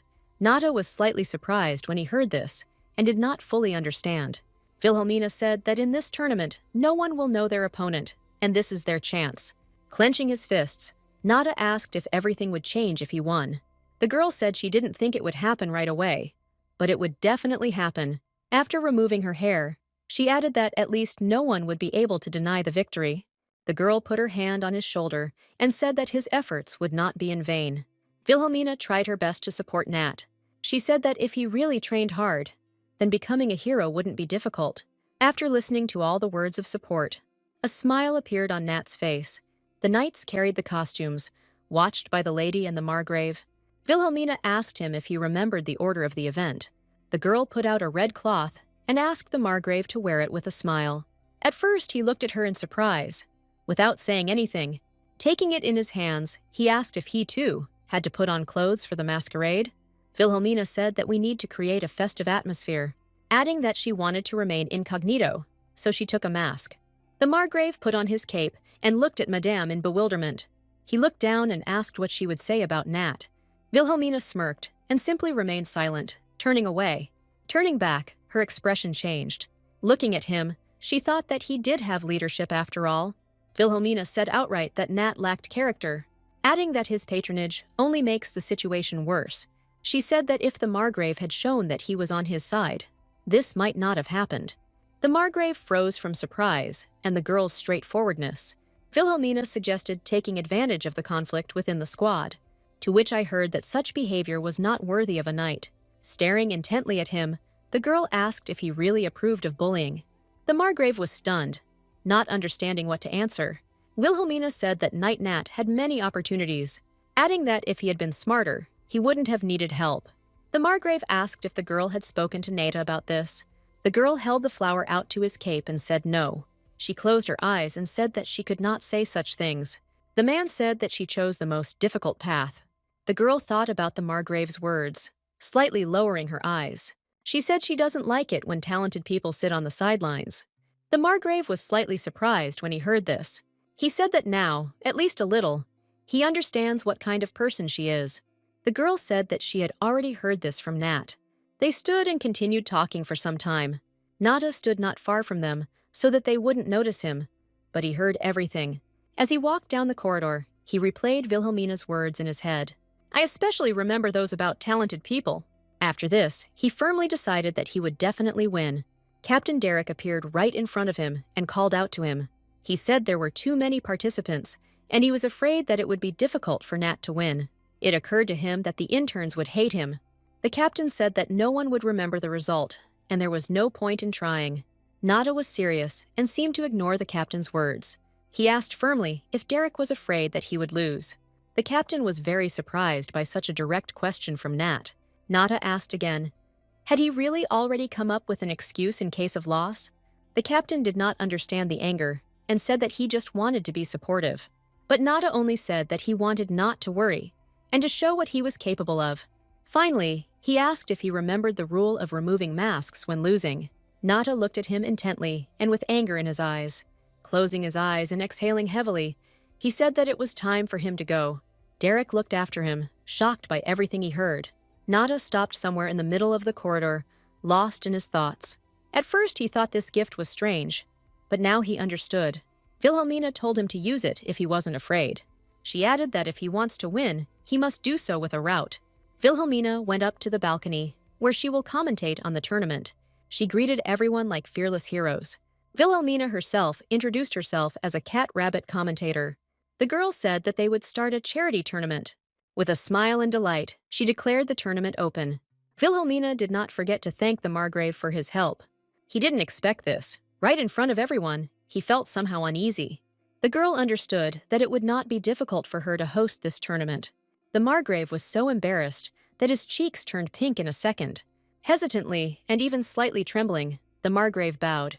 Vilhelmina suggested guessing who was hiding under the mask. She added that the winner or spectator will receive a special prize. The prize is a special sword and stirrup from the White Stable. From the shouts and happy faces, the girl realized that everyone liked it. At the beginning, the soft slime and the aromatic pork knuckle will fight. Vilhelmina got into character and began to enjoy herself. The fights continued. The costumes were really funny. The audience learned that under the mask was Sir Willis, by his build. Madame decided to ask the Margrave his opinion about the fight. Taking the microphone in his hands, Margrave felt awkward, not knowing what to say. He said that the bear will undergo special training after the fight. The audience, hearing about the special training, began to laugh loudly. Wilhelmina looked at the governor in slight bewilderment. She had no idea that they would all have so much fun. Brave knights in such funny costumes evoked a lot of emotions. The moment has come when the time has come for the final battle. One of the participants wore a swamp duck costume. Wilhelmina herself was looking forward to naming the second participant. The second participant was dressed as a pie fairy. This was Knight Nata. Seeing him, Wilhelmina's heart even started beating faster. She was worried because she thought he would choose a more comfortable suit. Although she understood what influenced the choice of this particular suit, this costume was made for him by the children. He couldn't choose another. Wilhelmina realized that Nata lacked a sense of carelessness. The audience tried to figure out who it was, but they named other knights. They think that they will never see Nat again, because they equate him with weak knights. Wilhelmina mentally screamed at him to show himself. It was clear from Nat's face that he was extremely serious. Seeing what Nat had in his hand, the Margrave was in shock. His opponent was also no less surprised by this. Wilhelmina didn't understand why he had a child's toy instead of a weapon. The opponent asked if he really thought he could win with a toy. Nata didn't listen and decided that there was no point in wasting time. He mercilessly jabbed the toy straight into his opponent's head, with words about how to make a pie and that you shouldn't get distracted. The duck didn't understand what cooking had to do with it. He stood there in a panic. Natasha cried out that even a small pie must be prepared with soul. Hearing this, Wilhelmina closed her eyes and smiled. Nata shouted loudly that they were now going to make a fairy pie. The audience found it funny, but they were also curious about who was under the mask. Wilhelmina noticed that only the common soldiers were laughing, but the knights were tense. They realized that these were not just jokes. The girl asked everyone if the duck would bow its head to the fairy. She screamed loudly that it was time to begin the incredible fight. The fight didn't last long, and Wilhelmina was ready to name the winner. Nat won, and he continues his winning streak. Nata looked at all the clapping spectators with pride in himself. A normal fight will not be able to destroy the knight's prejudices. Wilhelmina looked at Nat with admiration. Everyone was incredibly curious about who this mysterious knight was. Everyone will wait for his next fights until they start rooting for him. Wilhelmina watched the growing interest of all the spectators. At this pace, Nata managed to finish 3 spectacular fights. At first, the audience didn't pay any attention to Nat, but then they couldn't take their eyes off how skillfully Nata was fighting. Suddenly, the opponent cried out that he had not yet shown Nat what he was capable of. The knights watched everything carefully, but did not quite understand what was happening. With a smile on his face, Nata suggested continuing their fight. Hearing this, all the knights cried out with joy, almost jumping. Nat's calmness inspired not only the soldiers, but also the knights. Wilhelmina was happy that everything worked out for him. It is also important to prove that both participants have given their all. Nat's next opponent was wearing a black horse mask. Wilhelmina happily announced that this was the final fight. His rival, a black magician who has never lost a fight. Nata in a pie fairy costume, a crowd favorite. Wilhelmina was intrigued about who would win, but she was interrupted. The girl turned her gaze in the direction where the voice came from. Nat's opponent suggested taking off the masks since this was the final fight. Wilhelmina didn't expect this and was a little confused. They stood face to face, Derek relying on the fact that he was already known to everyone. The knights, of course, supported this idea because everyone was interested. The girl thought that he wanted to take advantage of the fact that many people don't accept Nata. Nata apologized and said that he could not accept the offer. He added that this suit was made for him by a little lady, Marina. His honor would not allow him to take off the suit that she had sewn with such difficulty. The knights began to discuss that these costumes were part of the charity. Nata said that he promised this little lady his victory. Derek was angered that, despite being the captain, he refused him. Wilhelmina was no less shocked, not quite understanding what was happening. Margrave said that usually you can't get another word out of him. The girl decided that he needed to be supported and not given a reason to be ridiculed. Vilhelmina announced the beginning of the final battle. Without further ado, it was clear from Nat's face that he was slightly overwhelmed with excitement. Captain Derek was so angry that he even groaned and shouted something out loud. They stood opposite each other, the rage in their eyes overflowing. The Margrave and Vilhelmina sat in shock from the tense situation. Nat's desire to win was obvious to the naked eye. With all his fury, Derek rushed straight at Nat. He didn't even think for a second. He was serious in his intentions. Seeing this, the Margrave's face instantly changed. He even opened his mouth. Vilhelmina also became worried, not understanding why Derek sped up. She thought that he was hiding his strength, because he had lost before. Suddenly, Margrave turned slightly and said that Derek was using magic. The girl asked if he really sped up with her help. He said that now he made it so that no one would notice her. Secunda and Natasha cried out with a small cry from surprise. Vilhelmina almost screamed that this was unfair. The Margrave said that the rules don't say anything about it, so it can't be called a violation, adding that Natasha can also use magic. But it will be difficult to hide. Vilhelmina was horrified that she didn't even know that magic existed in the world. The rules only say that the loser is the one who gives up or leaves the arena. The girl did not take her eyes off Nat, not understanding whether he would be able to win. The knights began to discuss what seemed to be a black magician using magic. The girl heard that the knights were perplexed. Could the black magician really be so dishonest? Vilhelmina knew people had noticed, but he continued to use her. The final fight was in full swing. Emotions were running high. For Derek, defeating Nat is more important than saving face in front of the other knights. Captain Derek knew that their forces were not equal to Nat's. Vilhelmina was confused. If things went on like this, Nata would lose. In turn, Derek didn't even think about slowing down. Everyone was scared when Nat's weapon flew off to the side. It broke in two, and he was left with nothing. Realizing what had happened, he let go of the stick without thinking. Nata stood there, perplexed as to what he should do next. The spectators and the lady thought that he was giving up and throwing away his sword. Nata clenched his fists. He was ready to fight with Derek with his bare hands. Vilhelmina cried out in horror that he had chosen a fist fight. The knights were confused, because he could not win with his bare hands. Derek asked through gritted teeth if he really wasn't planning on giving up. Nata, without thinking twice and without answering, rushed at Derek. The black magician held his sword out in front of him to avoid the blow. But he didn't expect that Nata would knock the sword away with her hand without thinking. Before Derek had time to come to his senses, a fist flew straight into his face. From the strong blow, he flew back with a scream.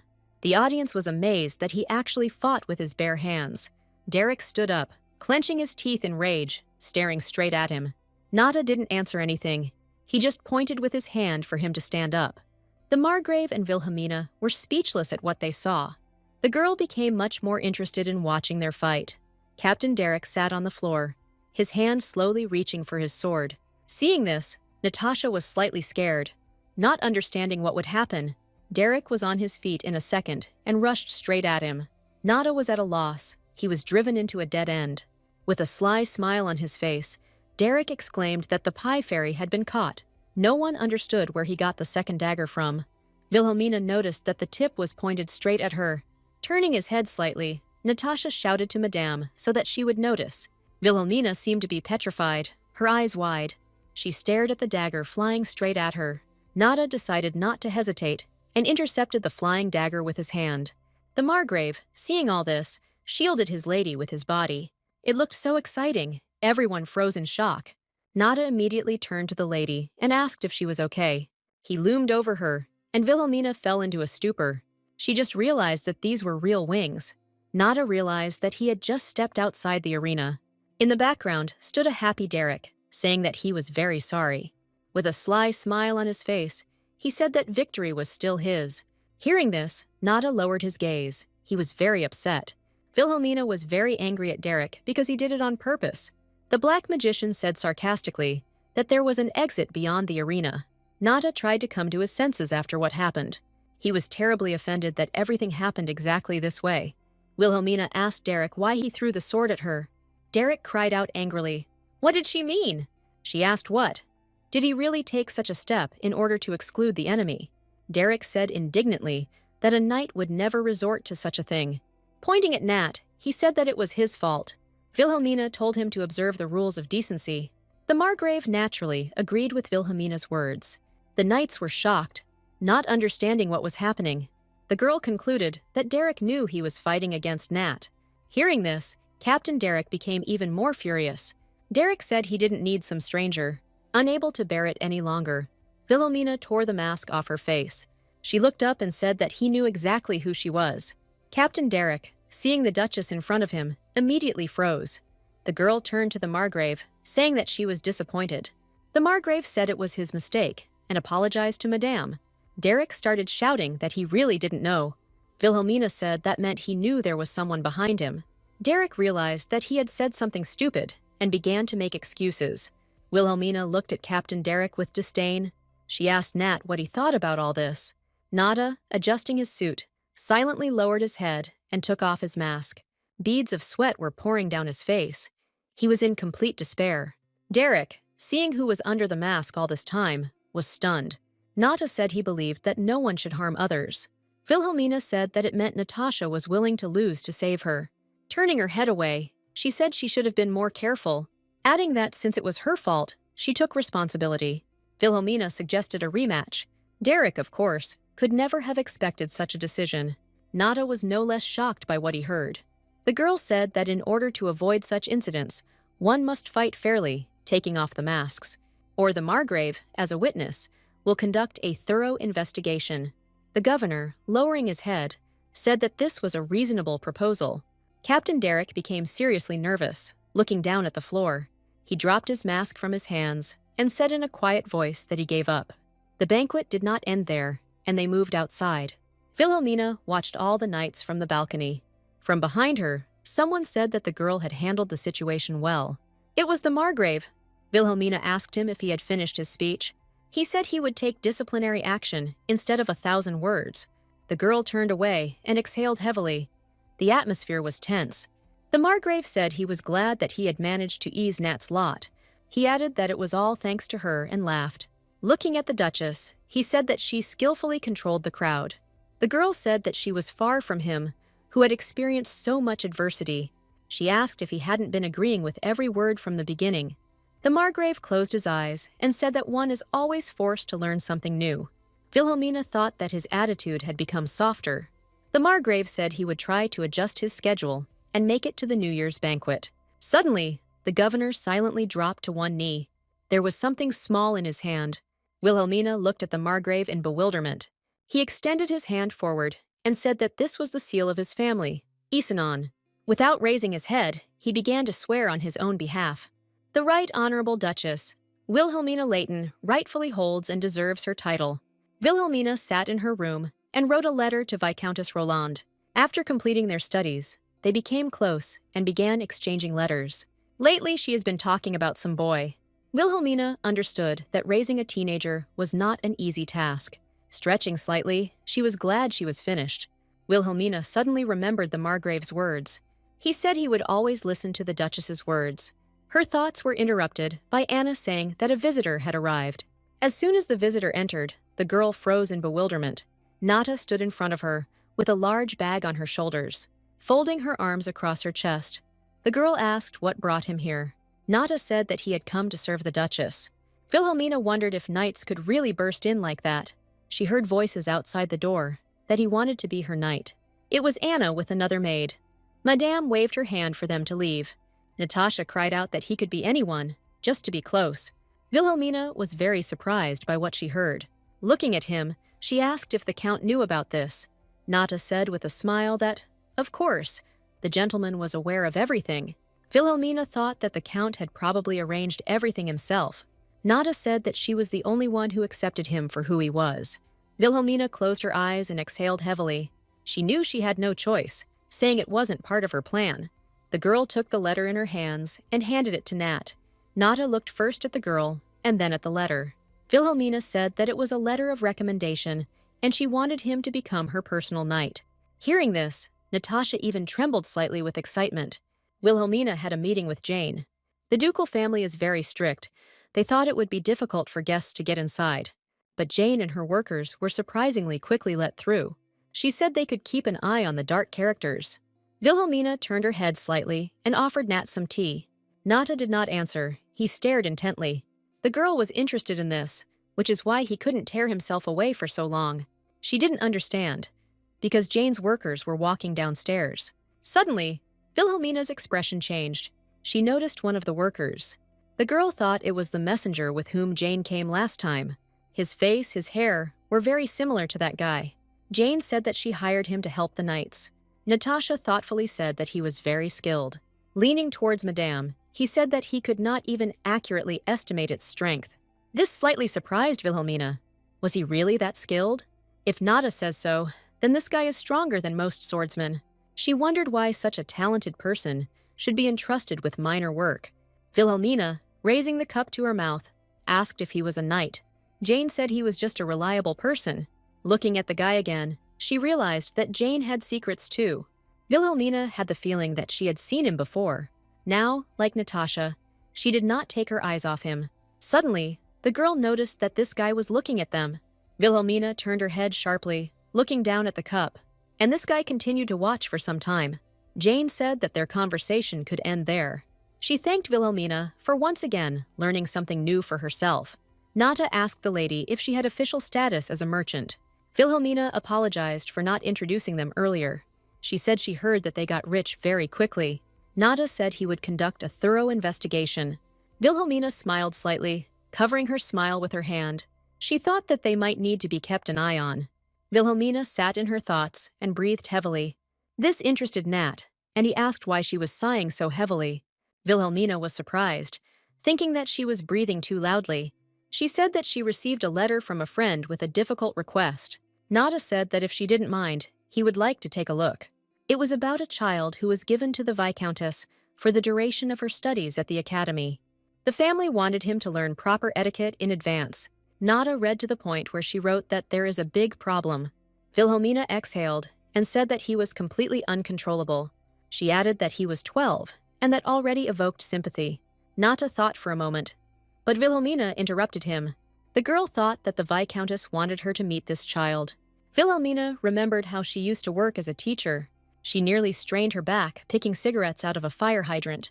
Nata asked why the Viscountess didn't just send him home. The girl silently reached for the cup of tea and took a sip. She said that apparently his parents regularly donate money to local orphanages.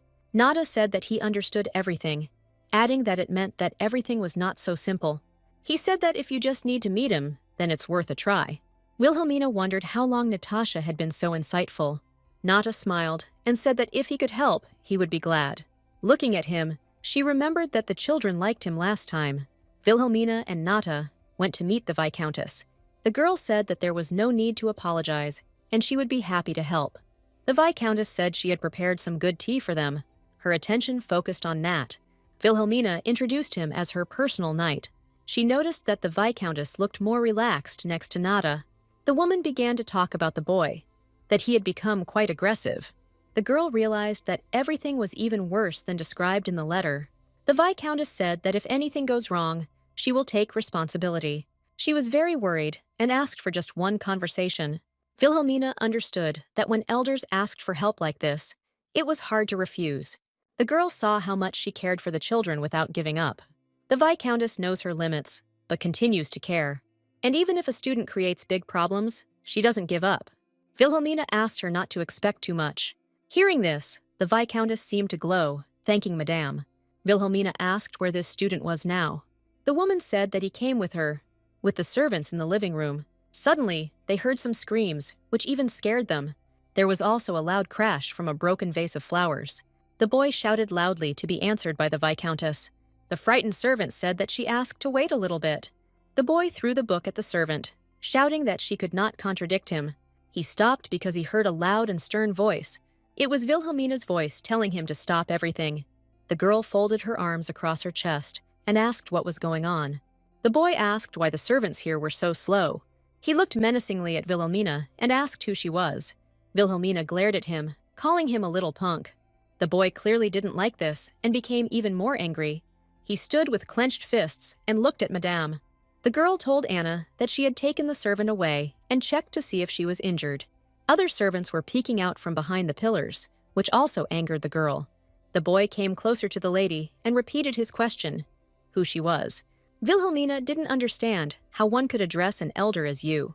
Now it became clear to her how he felt about the Viscountess's education. Wilhelmina asked the boy to repeat it again.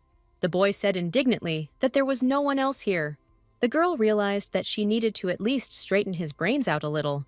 The boy began to shout in rage, asking why she was silent. Had she swallowed her tongue? All he needs to do is correct his own manner of speaking. The boy turned to the Viscountess, who had been standing silently all this time. The girl asked Nat to put the child in front of her. Nata walked up to him and carefully placed his hands on his shoulders. Without much effort, he gently pushed it in front of Madame. The boy started shouting at him not to dare touch him. He started swinging his fists at Nat, which made him feel funny. Nata took him by the hands and turned him back to Wilhelmina. Tears began to flow from the boy's eyes. He felt uncomfortable. Wilhelmina now realized how hard it was for the Viscountess. The girl told him to answer her, looking into her eyes, how he should address her. She realized that he clearly realized that the lady of the estate was in front of him. The boy said with displeasure that he should communicate informally. Wilhelmina asked Nat to bring a chair, realizing that she was here for a long time. Hearing this, the boy shouted out that he should address her as Madam. Looking at her, he asked who she was, already in a calm voice. Wilhelmina said he should introduce himself first. The boy said his name was Jacece Milo and asked to introduce himself to the Madam. The girl said she was the wife of the previous Grand Duke of Leighton. Hearing this, Jacece was very surprised. Even his mouth opened slightly. Wilhelmina looked at the Viscountess and turned to her. She said she would help with the teaching for a while. The Viscountess thanked Wilhelmina for her help. The girl said that Jacece needed to be brought every morning. She said that they would discuss the details later, but now they would eat. The Viscountess felt uncomfortable and said that she could not burden her. Wilhelmina said that this is also part of the training. Among the known methods, there are those related to food. They all went to the dining room together for dinner. Jacece sat there furious as to why he was here.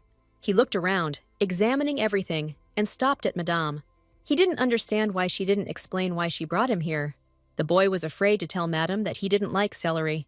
Wilhelmina looked at him with a smile and said that they would fry him tomorrow. Jacece, hearing this, became even more angry at Madame. He realized that if he didn't eat it, they would serve it again tomorrow. The boy pulled the spoon towards his mouth with great effort. Noticing this, Wilhelmina said that it would be better to eat meatballs tomorrow. Jacece, of course, heard this and smiled. The Viscountess found this funny, but she tried not to show it. The boy watched Wilhelmina carefully. Madame asked him why he had been so rude to Rose earlier. Jacece said she was rude to disobey him. Wilhelmina said that the Viscountess asked her first. The boy asked if it was disrespectful to make a guest wait at the door. Wilhelmina thought that his tone was too commanding. With a smile, she asked if they behaved the same way at his home. Jacece thought for a moment and was silent for a few seconds. Wilhelmina asked if he treated his father's servants in the same way. Jacece said of course, they were his subordinates. The girl realized that if he didn't like something, the servants were to blame. She asked him if he had any brothers or sisters, to which the boy replied that he had a younger brother. Jacece said he was stupid because he was always crying because he didn't play with him. Wilhelmina asked what kind of kids he was friends with at the academy. The boy named 3 boys, adding that he was their leader. The girl asked why he didn't make friends with others, adding whether he had any acquaintances from more noble families. Jacece, as if upset, said that he and they were too different. Wilhelmina said that he was just a street bully and had no friends. It was clear from the boy's face that this made him very angry. Here, the role of the bully is played by the status that distorts the children's ecosystem. Wilhelmina decided that a performance would be needed for training. The next day, he went to the estate, which Jacece was clearly unhappy about. He thought that something was wrong with Madame. Jacece noticed that she was acting like a teacher from the academy. The guys told him that she herself came from impoverished nobility. He considered her an ordinary hanger-on in the Duke's house. Jacece decided that he would make her sincerely apologize to him. Opening the doors, he saw Wilhelmina and the maid on their knees. The girl, noticing the boy, said that he was just in time. The boy was stunned, not understanding what was happening to them. Wilhelmina approached Rose that she was taking a month off from work.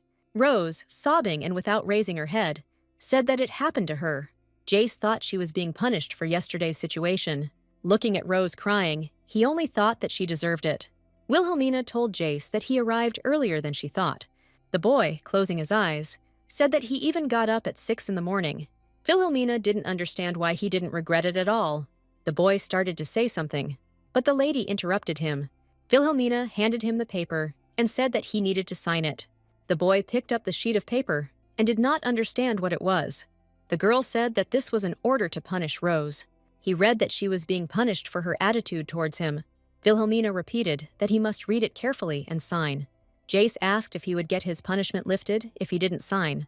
Madame did not expect such a question and said that he was right. Jacece, after answering, immediately began to sign the document. With a smile on his face, he extended his hand with the document to Madame. Wilhelmina looked at him and smiled.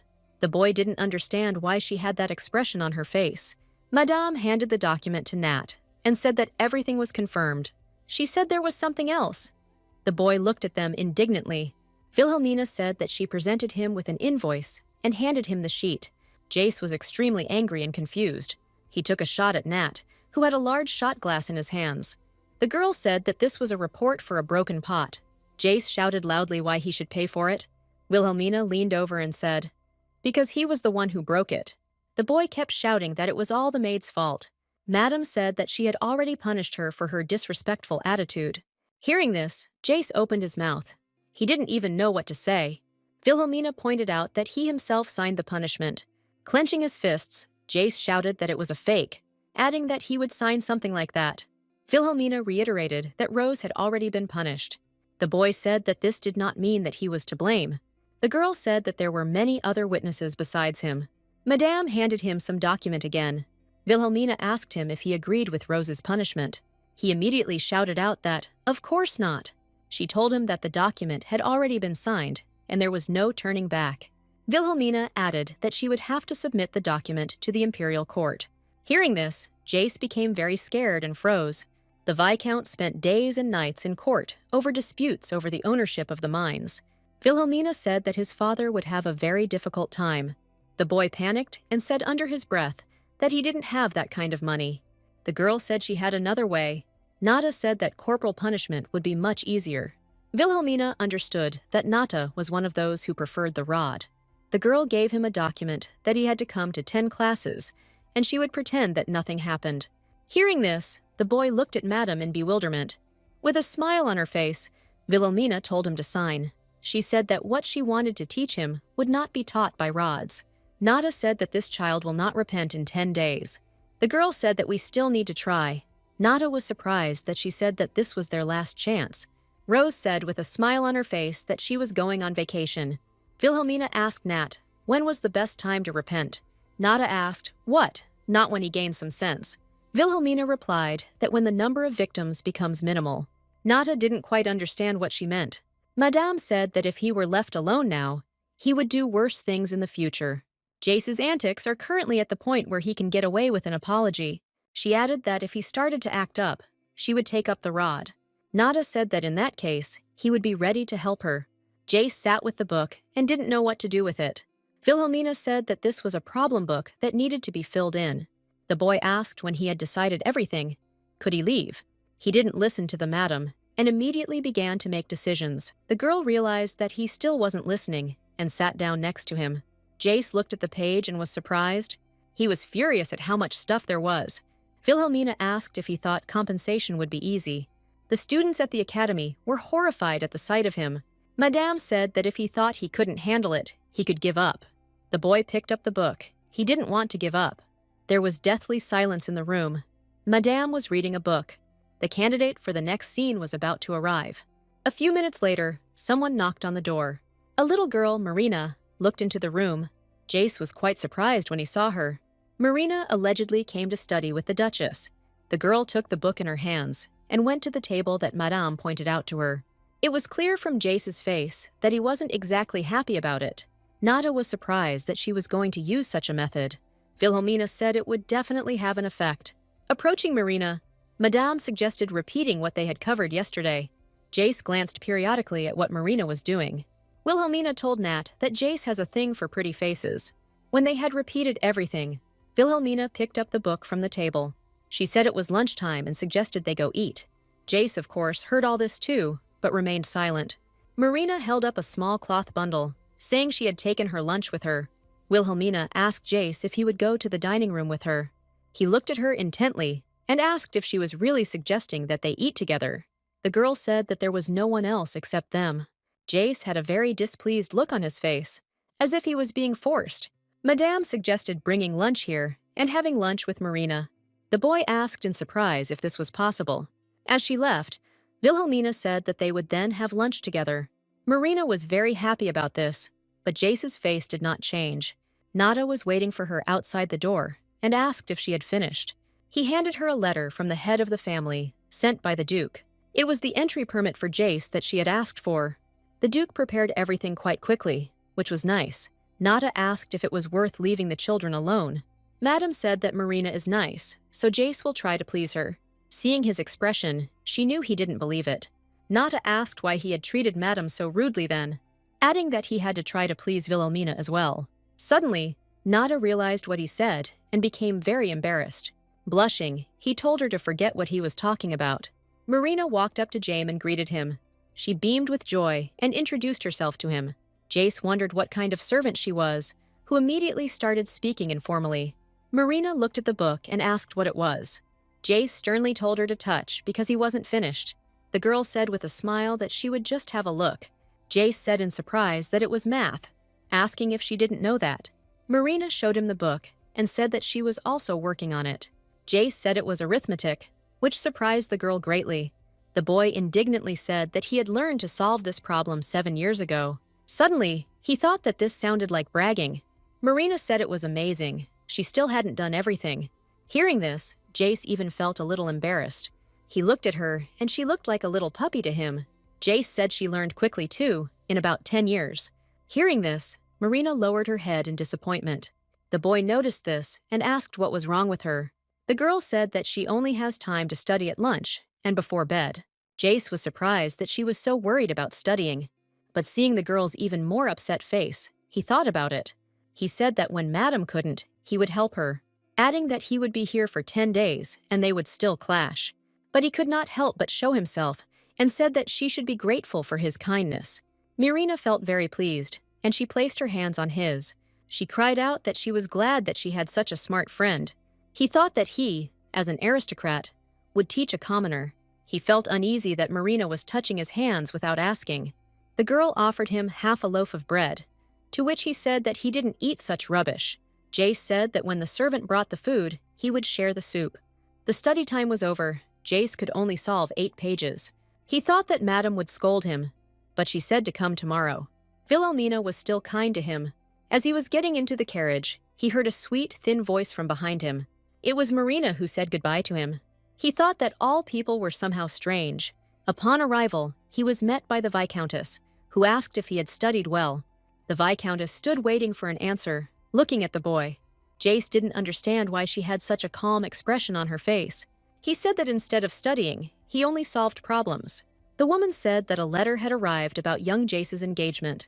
The boy was stunned. He didn't expect to hear that. He screamed loudly for it to be given to him immediately. As he read this letter, his hands shook and he was perplexed. Sadness appeared on his face as he read each line with trepidation. The Viscountess was very interested in what was written there. The boy continued to look at the letter in silence. Jacece gave the letter to the Viscountess and said he would go upstairs. The Viscountess watched the boy leave in bewilderment. She thought it looked like a letter from Jormund's wife. She was still interested in what was written and decided to read the letter. It said that his grades in history left much to be desired, and also that success awaits him in the affairs that he will have to shoulder in the future. It seems like he's encouraging him, but at the same time he's imposing more and more obligations on him. This is too much responsibility for a 12-year-old. The Viscountess thought that she had become like this because of all this. Jacece was lying in the room on the bed with his face buried in the pillow. The next day, Jacece went to class again. Wilhelmina told him to start solving problems. This is not a lesson to teach new knowledge, nor is it a lesson in manners. At first, Jacece thought it was a cruel joke to tease him, but he noticed that she behaved with Marina like a real teacher. Jacece felt humiliated because he was being ignored. It was hard for the boy. He didn't understand why it was so difficult. He was very upset that he had to decide this. Suddenly, Jacece noticed that Wilhelmina was sleeping. This made him even more angry because he didn't understand anything. He decided that then he wouldn't study either. He slammed the book shut and headed for the exit. Opening the door, Marina stood in front of him, about to enter. Jacece asked her indignantly if she had come to study. Marina said that she was on a break, so she decided to come to Madam. Taking her book, Jacece asked what was so good about studying. The boy noticed that she had a different textbook today. He said that Madam was sleeping, so he himself would show her everything that she didn't know. Marina, passing by Madame, was convinced that she was indeed sleeping. Jacece told her to sit down at the table quickly. The boy began to slowly explain everything to Marina. Marina understood everything and thanked Jacece for teaching her. The girl said that if it weren't for him, she would have had to look for a solution. Jacece was surprised. He didn't know that there were solution books. Marina said that there are a lot of them, and she wants to solve them all. He picked up his problem book and asked if there were any answers to it. The girl exclaimed that there were 3 whole solutions for him. Hearing this, the boy turned his gaze to Vilhelmina. Madame continued to sleep despite the loud conversations of the children. Jacece whispered to Marina to bring him answers. The girl was surprised and asked if he didn't know something either. The boy shouted loudly that if he said so, then so it should be done.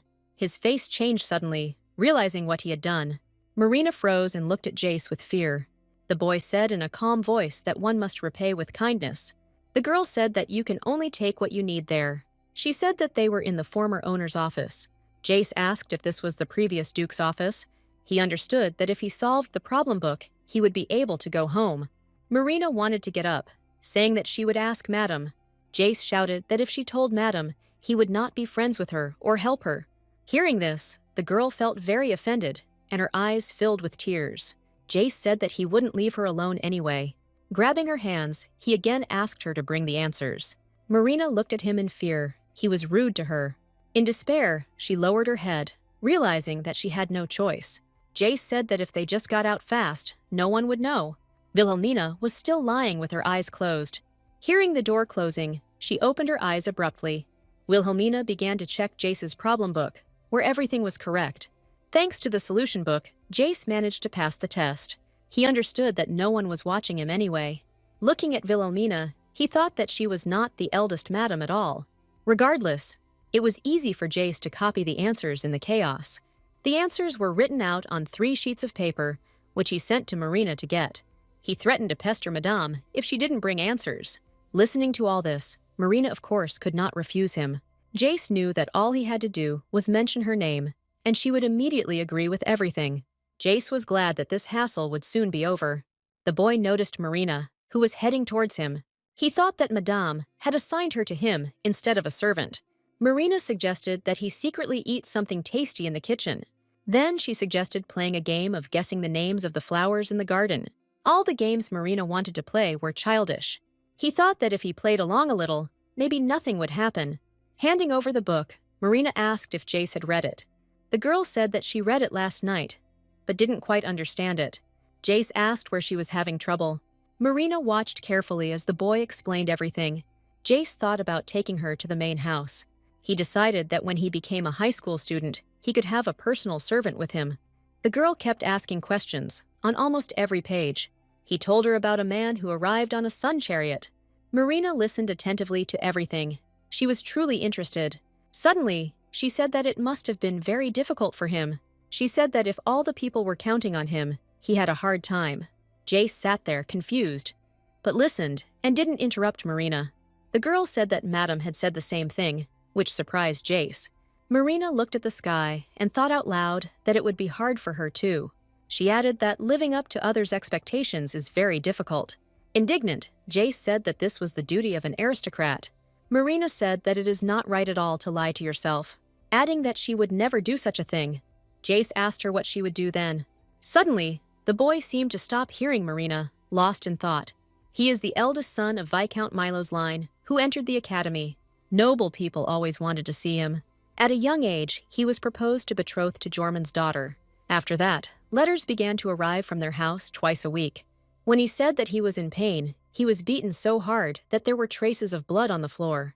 He remembered that he still had to answer the letter. Marina said that if he was having a hard time, she could listen to him. Jacece was very surprised. He didn't expect this from her. Marina said that if Madame was having a hard time, she would listen to her. Jacece was even more surprised, not understanding what she was saying. He cried out, "Does she know what position the elder Madame is?" Jacece said that she could be punished for this. Marina said that praise is almost a gift. Jacece asked if she thought anyone would be happy to receive a gift from her. The girl said that even if he wasn't happy about it, she would still like to get the message across. Jacece thought it was a shame she hadn't been his friend from the start. He became very embarrassed and thought about something.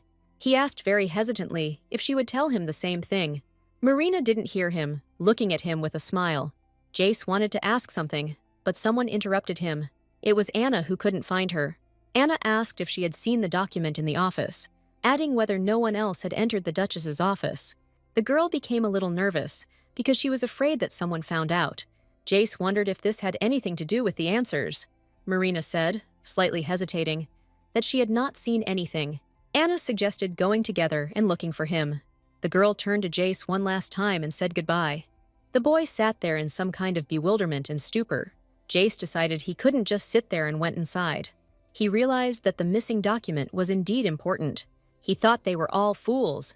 His father would have found everything right away. Jacece has his last day tomorrow. He thought he'd look at the assignments.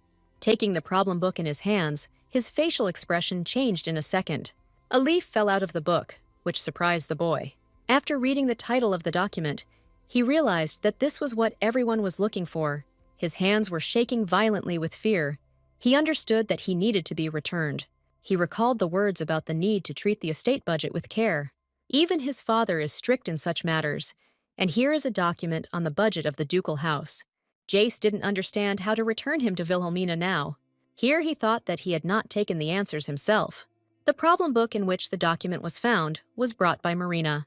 While he was sitting in his thoughts, Vilhelmina entered the office. She was surprised to see Jacece and asked if he had been studying. The boy, frightened, slowly turned his gaze to Madame. Madame asked herself with trepidation where she had put the document. Madame said that the document and the suspect Marina were missing. Jacece said in a quiet, worried voice that it wasn't her.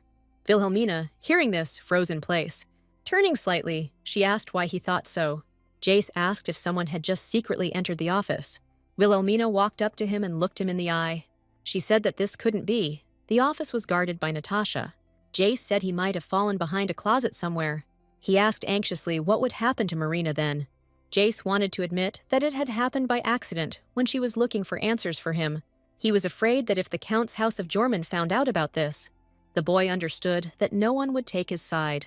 Jacece knew he was only doing things they didn't like. He realized that the only person who could become his ally was Marina. The words she said about listening to him sank into his soul. He felt unbearably scared and sad about everything. Vilhelmina checked his problem book and said that, as always, it was top-notch. Putting the problem book on the table, she said that now she had a lot of things to do. Patting him on the shoulder, she added that they would finish early today. The girl offered him something to eat before leaving. Jacece didn't raise his head. He was ashamed. He just muttered something. He stood up abruptly from his chair and headed for the door. Jacece shouted that he was going home. He was walking very quickly. He didn't understand how to act and what to do. You could tell from his face how much he was worried. Suddenly, Vilhelmina reminded him that tomorrow was the last day. She wondered to herself what he would choose. Jacece was lying in his room with the blanket pulled over his head. Thoughts about what he should do did not leave him. Wiping away his tears, he realized that he needed to save Marina. But he really didn't want to disappoint his father. He understood that it was only his fault that what happened. Jacece thought that Vilhelmina was a Grand Duchess and would spare Marina. Suddenly, he thought that winter was coming. And what if Marina couldn't stand the cold and died? He realized that it would have been better if he had not known that the answers existed at all. In tears, he managed to fall asleep. And when he woke up, there was bright sunshine outside the window. Jacece, in his thoughts, went to wash up and get ready for class. There was no expression on her face. He was in no mood at all. The Viscountess was waiting for him downstairs to send him to Vilhelmina. She asked him if he was going to the Duke's house. Without looking up, Jacece simply nodded his head. The Viscountess said that a carriage was already waiting for him. She saw that something was wrong with him, but she didn't ask. Wilhelmina was waiting for Jacece to arrive. Anna asked why it was necessary to go so far. Madame said that Anna turns out to be quite the intriguer. Vilhelmina said that it was time for them to go out, adding that Helena is really looking forward to this event, and it is worth going to meet her halfway. The girl said that Baron Milo's family had attracted a lot of attention in the West. Baron Milo wants connections, and the Count wants wealth. Simply put, Jacece will ultimately become a victim of politics, and it is obvious that Baron Milo's family will become a new influential faction. Helena, under the guise of connections, wants to tie their hands and feet. Wilhelmina just has to set Jacece's mind straight and instill fear. That's how she became an aristocrat, even though she was a bad student. So she created a situation that could not be resolved by force or status. Anna asked if she liked it at all.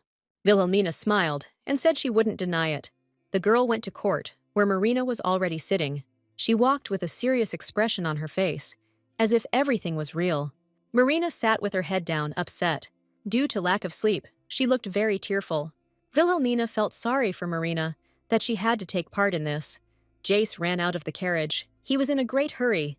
You can tell from his face how worried he is. Anna noticed that he was really worried.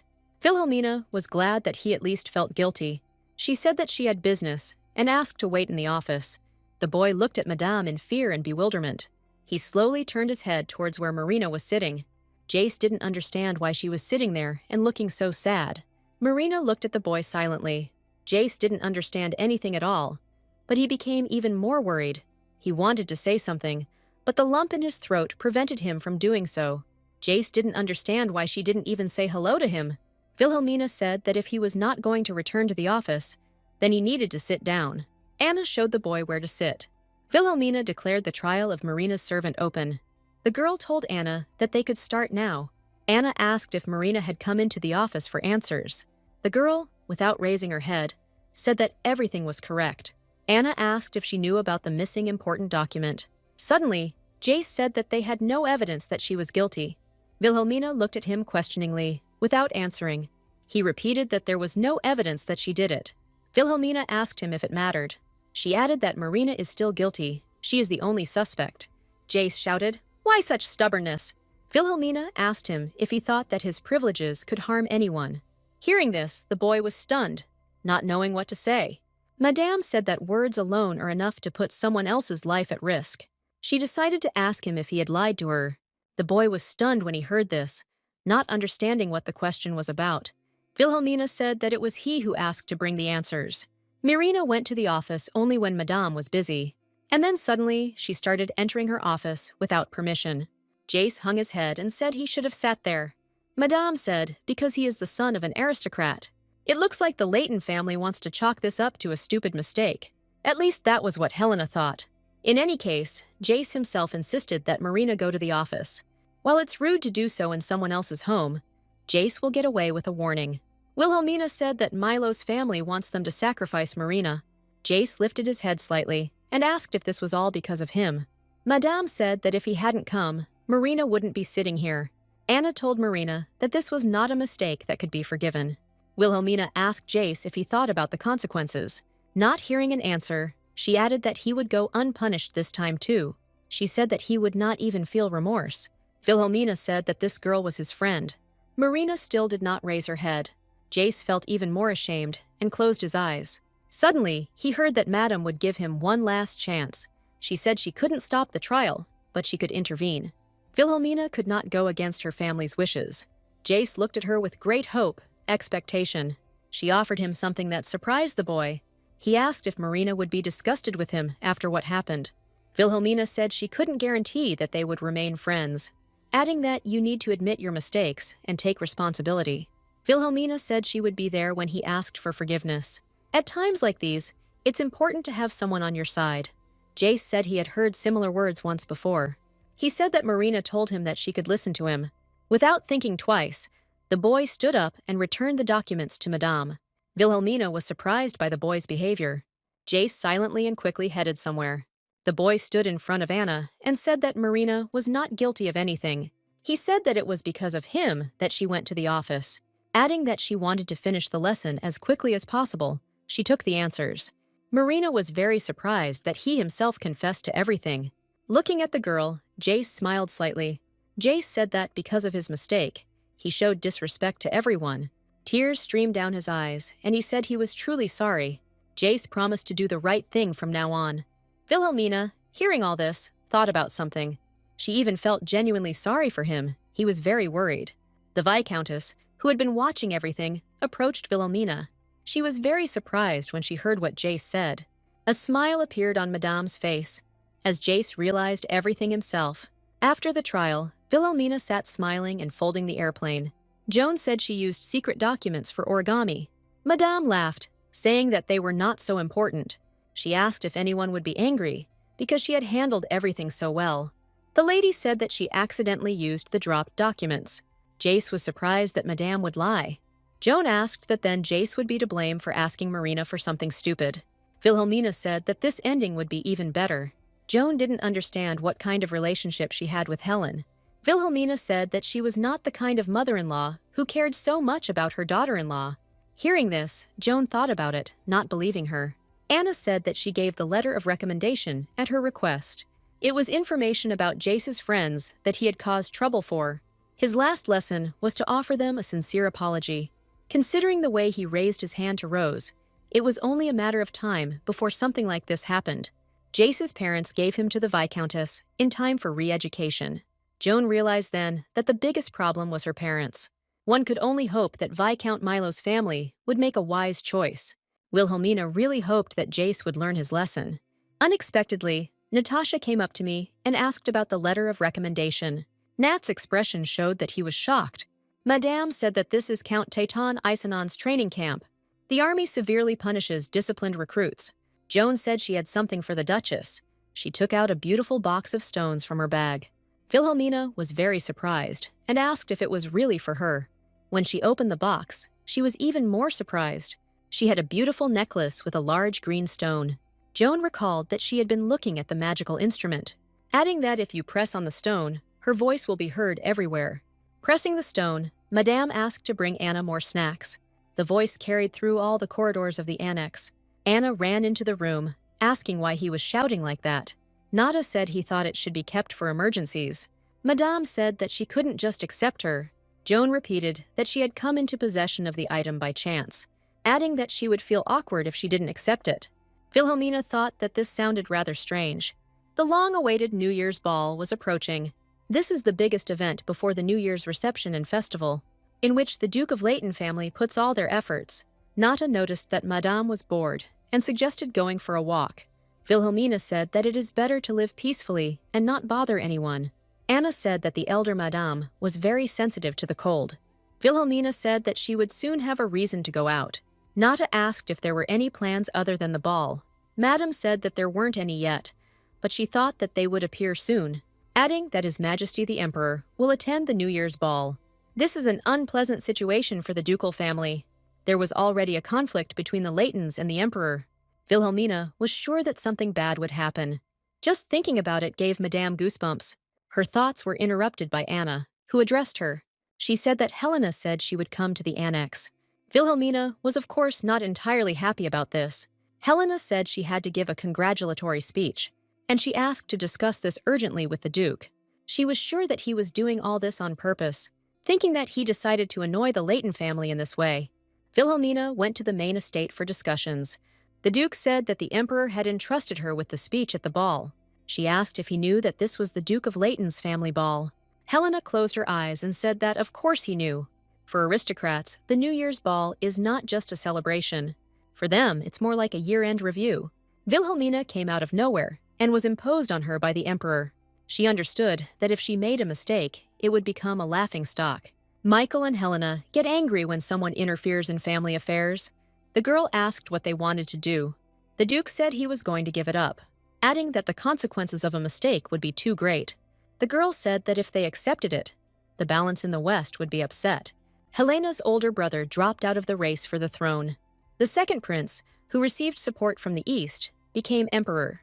If his words are followed in any situation, the unity of the West may weaken. Suddenly, Helena firmly and confidently said that it was impossible. The Duke and Wilhelmina looked at her in bewilderment. She said that His Majesty's order must be carried out. Wilhelmina thought that it was a suggestion, not an order. Helena said that the significance of this ball should not be taken lightly, adding that if they refuse, something irreparable will happen. Wilhelmina was sure that Helena would be against it. The Duke said it would be a burden for Mother too. Helena said that the script already exists, it just needs to be learned. Something about this situation was really bothering Wilhelmina. It's very similar to the moment when they decided not to kick her out. This time the Emperor has no clear reason. Wilhelmina wondered if Helena might be being blackmailed. Michael is not aware of all the events. This is most likely Helena's personal problem. Wilhelmina said with a smile that she would offer a compromise. Hearing this, Michael and Helena were stunned. Madame offered them something, which they agreed to. She told Anna that they split the congratulatory speech into two. The girl said that they would divide the speech into the main part and a toast. Natasha and Anna stood there, perplexed as to what they were talking about. Wilhelmina said that the same words that are spoken at the table will be there. Nata asked if it was possible to do this in front of His Majesty. Anna said that aristocrats don't really drink beer. The girl said that she was going to observe aristocratic etiquette. Wilhelmina said that the most important thing is that speech is divided into two. Natasha and Anna stood and listened attentively to everything. Madame said that Michael would give the real speech. Nata asked if the Emperor and the Leighton family had a bad relationship. Wilhelmina reflected that the previous emperor had two empresses. The girl hurried into the office with the board and took the chalk. She painted the Empress, who gave birth to the first prince and Helena. After her death, the emperor took the second empress, Jacece, as his wife. She is the mother of the current emperor. She was the daughter of Marquise Daphne. It turns out that Helena and the emperor are half-brother and sister. The Duke's family supported the first prince, who was the main contender for the throne. But the second prince, the current emperor, ascended the throne.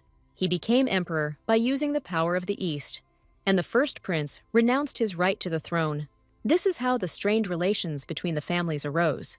Natasha and Anna stood in a stupor, shocked by what they heard.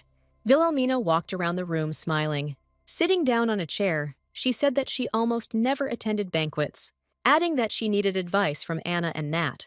They were both shocked, not understanding what advice was being discussed. Madame smiled and asked if they liked to drink. Nata said that he has tried almost all the famous drinks of the West. Wilhelmina said that there were rumors that Anna was the main drunkard, which surprised her. The girl asked them if they had a suitable toast. Nata said he usually enjoys alcohol alone. Wilhelmina asked him how the night's feasts went. Nata said that they don't have toasts. They have the words of Captain Gorold. Anna said that it is customary for them to praise the one who worked the hardest today. Wilhelmina asked about Uncle Oliver, to which Anna had a strange reaction. Nata suggested contacting the Count, who had been to the capital several times to report on the victory. Wilhelmina thought about his words, thinking that it was a good idea, but suddenly the girl's face changed, as if it had dawned on her. She jumped up from her seat abruptly, slamming her hand on the table. Wilhelmina asked Nat to contact the Count as soon as possible. She asked Anna to call the tailor and find out the layout of the banquet hall. Slightly intimidated by Madame's behavior, Natasha and Anna said that they would go. Wilhelmina found a very convincing way to express her devotion. She decided that this would be enough to show that she was not refusing the request. At the same time, people were walking around the garden of the main estate. Wilhelmina stood in her thoughts, looking at the sky. Someone said that she had to prepare more than she planned. It was Nata who added that the farewell banquet would begin the day after tomorrow. Madame said that this would be just the last check. Nata said with delight that he was looking forward to this banquet. To this, the girl said that she wanted to finish everything as soon as possible and rest. Nata said that everyone will see Madame's magnificent congratulatory speech. Wilhelmina only hoped that there would be no excesses. Suddenly, their gaze turned to the side, where there was some noise. They noticed two children. The girl thought they were Helena's. Wilhelmina thought that they were, in fact, her grandchildren. Even though that sounded like an exaggeration, she tried to listen to what they were talking about and was surprised. The girl held a small branch with berries, from which they did not take their eyes off. Madame shouted at them that if they ate it, they would get sick. Approaching them, she asked if they knew that plants could be poisonous. The boy looked like Helena, and the girl looked like Michael. Wilhelmina was very touched when she looked at the children. She repeated to them once again that, in any case, these berries cannot be eaten. Wilhelmina said she was their grandmother, but it's hard to explain. The girl said that every family has its own madam. She asked them to eat only what adults allowed. Taking Madame by the little fingers, they promised her, slightly frightened. Standing up, Vilhelmina said that they were very obedient children. Suddenly, someone pulled her dress down. Vilhelmina slowly turned back to the children. She sat down and asked the girl what was wrong. With a smile on her face, the girl said that her name was Minerva Layton. The girl smiled and introduced herself, adding that she was pleased to meet her. Minerva pointed to her brother and said that his name was Zionil. Vilhelmina couldn't tear herself away from them. Minerva asked Madame if she specialized in botany. Vilhelmina wondered if she had really sounded like a botanist. Zionil carefully reached out and took Madame's hand. The boy asked if she was free now and offered to have tea. Vilhelmina was very surprised by this proposal. Zionil and Minerva asked together if she wanted to play with them. At this time, in the main estate, Helena was writing something on paper. These were invitations to a New Year's banquet. Helena wondered how much more she had left to do. She remembered her children, Minerva and Zionil. Helena made a schedule for them so that they would not want for anything, but she understood that she was responsible for them as a parent. Helena continued writing invitations in her thoughts. Vilhelmina added a lot of work to her. Helena asked herself how such a plan could have been made. Such a radical plan, and also vulgar. She didn't understand why Michael agreed with her so quickly. But since everything was decided, the role of the hostess of the house was to help with all her might. She couldn't stop thinking about the children, and that after the ball, they would be able to go for a walk. It's already been 3 weeks since she couldn't keep her promise to Minerva. Minerva asked her when she would have time to walk in the garden. Helena said in a gruff voice that she didn't have a free slot in her schedule. Minerva was very upset when she heard this, because this was their mother. Minerva asked her to come to the garden if she suddenly had time. Helena said that this could happen if the meeting ended early on Wednesday or Friday. When Minerva heard this, her eyes lit up and a smile appeared. Helena thought that if it was for 10 minutes, then today was okay too. She asked the butler to prepare some snacks. As soon as the snacks were ready, Helena headed out into the garden. A butler and a maid with snacks walked with her. At one moment, her gaze changed dramatically and became embittered. She saw the maid Anna from the outbuilding. The butler said that she did not even greet Madame and asked if he should teach her some manners. Helena said that this was the outbuilding's business, and there was no point in interfering with it. She noticed the expression on her face, as if Anna felt proud. When the previous duke was alive, the outbuilding was a place of exile for servants. It was difficult to find people willing to work there, which cast a shadow on the duke's reputation. As soon as Vilhelmina settled there, the life of the servants changed. Either the work has become easier, or Vilhelmina treats them well. The salary increase is not as big as in the main castle, but none of the servants in the outbuilding filed a petition for redistribution. Even Michael sees that his mother is held in high esteem. Helena was confused.